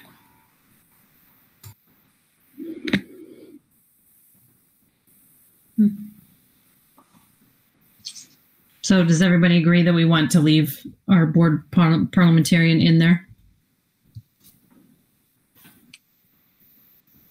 Yeah, I think for now. Okay, any questions? One more time. How about any public comment? There is no public comment on this item. So official, Anna. Thank you. Okay, then I'll call for a motion, please. I move to approve the California School Board Association Policy Exception Report. I'll second. Any discussion? Okay, Anna? Trustee Schneider? Yes. Trustee Matson? Yes. Trustee Paoli? Yes. President Babcock? Yes. And Trustee Makala? Yes. Okay. So 5.9, our intern permits. This is the one we see more often than the one we did previously. So we have one person hired working under an internship permit at this point. So do we have any questions for Becky? And you usually would see this on a consent as well. And I'm sure the public comment is flooding in. Thick and fast. No, there is no public comment. Okay. All right. If there are no questions for Becky, then I'll call for a motion, please. I'll make a motion that we approve the intern permits for certificated staff, item 5.9. Thank you. I'll second. Thank you, Mary. Any further discussion? Anna? Okay, President Babcock? Yes. Trustee Schneider? Yes. Trustee Paoli? Yes. Trustee Makala? Yes. And Trustee Matson? Yes. Okay, and our last action item, which again, this would be on a consent items as well, is the personnel action report dated July 30th. And so the main one for this is we have 2 people who are requesting a leave of absence. And that's why you're seeing it early, and we didn't wait until August, the regular board meeting. It's because of leave of absences. Okay, any questions for Becky about anything on here? Okay. No public comment. Thank you. Okay. So if there are no questions, I'll call for a motion. I move to approve the personal action report dated July 30th. I'll second. Thank you. Any further discussion? Okay, Hannah? President Babcock, Yes. Trustee Paoli, Yes. Trustee Mattson, Yes. Trustee Schneider, Yes. and Trustee Makala. Yes. Okay, so Becky, you had mentioned earlier that we need to discuss, it's not an action item, so I think okay with adding it to the bottom of the agenda, but we need to discuss a special. So we have to have 2 board meetings in September. One for us to bring to you the learning continuity and attendance plan and have a public hearing, and then one for you to approve it, and they cannot be on the same day. There has to be at least 24 hours time in between, and it all has to be done by September 30th. So I would just recommend that we look at some dates and get some specials in there. I don't know if I'm going to have the draft ready by September 10th. I would love to have the draft ready by September 10th, but it's a pretty beefy document and we have to do some engagement pieces before we can have it ready. So I don't know if we want to look at maybe doing a meeting on September 24th. That's a Thursday. Thursdays may not be great for some people. Do we want to look at a Wednesday? So just throwing it out there. Well, given I have no social life anymore, I'm available any day that week, the week of the 21st. As am I. And Trustee Schneider, Scott, I know that you were telling me today, I'm looking at my calendar, you were talking about sometimes Thursdays can be a little tough. Yeah, Tuesdays and Wednesdays are preferred, if at all possible, for any special meetings for the time being, if it works for other people. So when I look at my calendar for September, September 22nd is a Tuesday. If you want to do a special meeting that day at 6 p.m. And then we have to approve it. We could approve it the following Monday or the following Tuesday. It's cutting it a little short, but it is taking us to the end. We could do the Tuesday and then approve it on the Wednesday. And my understanding, and Wendy, I don't know if your understanding is the same, but my understanding is that it just has to be 24 hours between the public hearing and the approval. Yes. So if we're going to do the public hearing on the 22nd, I don't have a problem getting it approved on the 23rd. I'm sorry, my internet was cutting out, but okay. I know that we've tried to keep Thursdays. Was there a reason why the 24th didn't work? It was just hard for Scott. Oh, okay. Yeah, I was just saying for Kathy, for special meetings, if Tuesdays and Wednesdays work for everybody, that's a lot better for me. But I know regular meetings are always on Thursdays, but if it's not, I can certainly make it work. I'm sorry, I couldn't hear that. Like I said, my internet was glitchy. She said that Thursdays, he knows that regular meetings are on Thursdays, and for special meetings, Tuesdays or Wednesdays would be better for him, but if everybody can do Thursday, he'll make it work. So, and until the shelter in place is lifted, that's fine for my schedule, but 4-H will come back into play hopefully at some point. Right, and I'm fine for this go around, but I would like to keep the meetings on Thursday just because I never plan anything on a Thursday. So, thank you, Jerry. You're welcome, Scott. So a couple of things. So here's a couple of ideas. If we do the public hearing on the 22nd, we could do approval the week after on the 29th. And the only reason I'm saying that is because it gives you a little bit closer date to the October 9th extension that you did for distance learning, rather than doing it a day apart. Just for the purposes of planning and talking about reopening schools, it gives you a week difference to meet again and talk about it instead of a 24-hour difference. So it may not be a bad idea to say, okay, we'll do the public hearing on the 22nd. We'll do the approval on the 29th. That still meets the September 30th guideline, but it gives you 10 days out from that proposed distance learning date. It makes it a little bit closer so that if you want to put that on that, to talk about it on that day, we'll have more data by that point.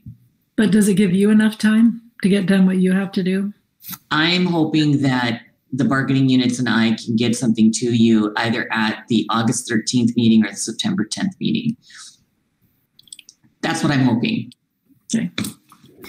Well, and I like the idea of the week apart, just because if it's truly supposed to be public and we could get engagement, and maybe you could add something to the report and not have to be rushing at 9 o'clock, trying to get that new information in potentially.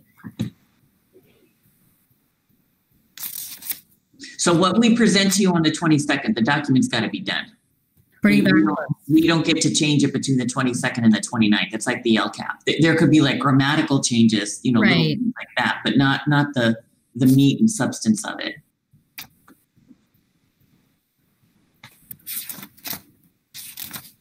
So, but then that does give you time to get what you have to submit complete, because you were saying at first that would be tricky. And then after my understanding, and this is a new process, but my understanding of it is that we have 5 days once it's board approved to submit it to the county.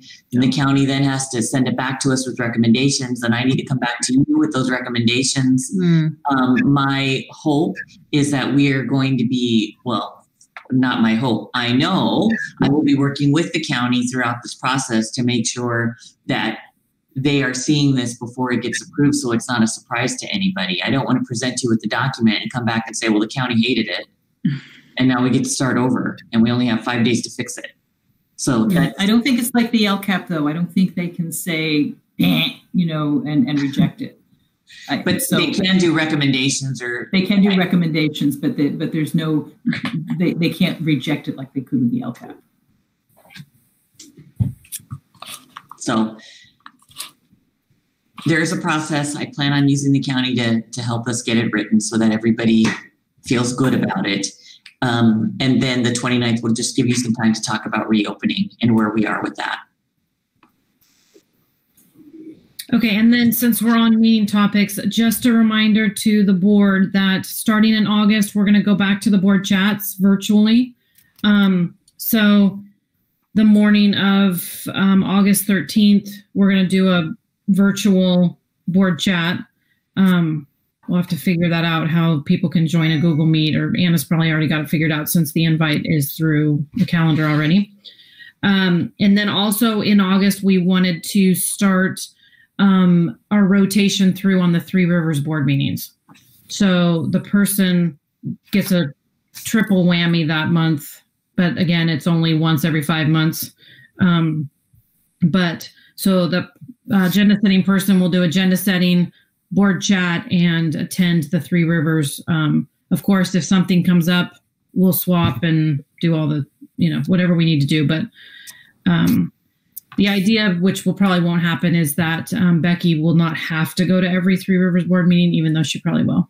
But and they're lovely. They're a lovely group. And I know your calendar is very full. Yeah. Okay. All right. Any other announcements or to go to the order? Public, please remember that Anna is still keeping the COVID-19 resource page and parent resource page up to date. And I'm sure as school gets closer, there'll be more new and revised services out there for families. So just remember to check those out and take advantage of that. So if there are no further, Jerry, would you like to? I've been waiting for this all night. Looking to adjourn. And a second. I'll second. All right. We always get so excited that I don't think there's always a second, but all right. All those in favor? Yes. Yes. Yes. All right. Good night, everybody. Thank you. Thank you, Nate.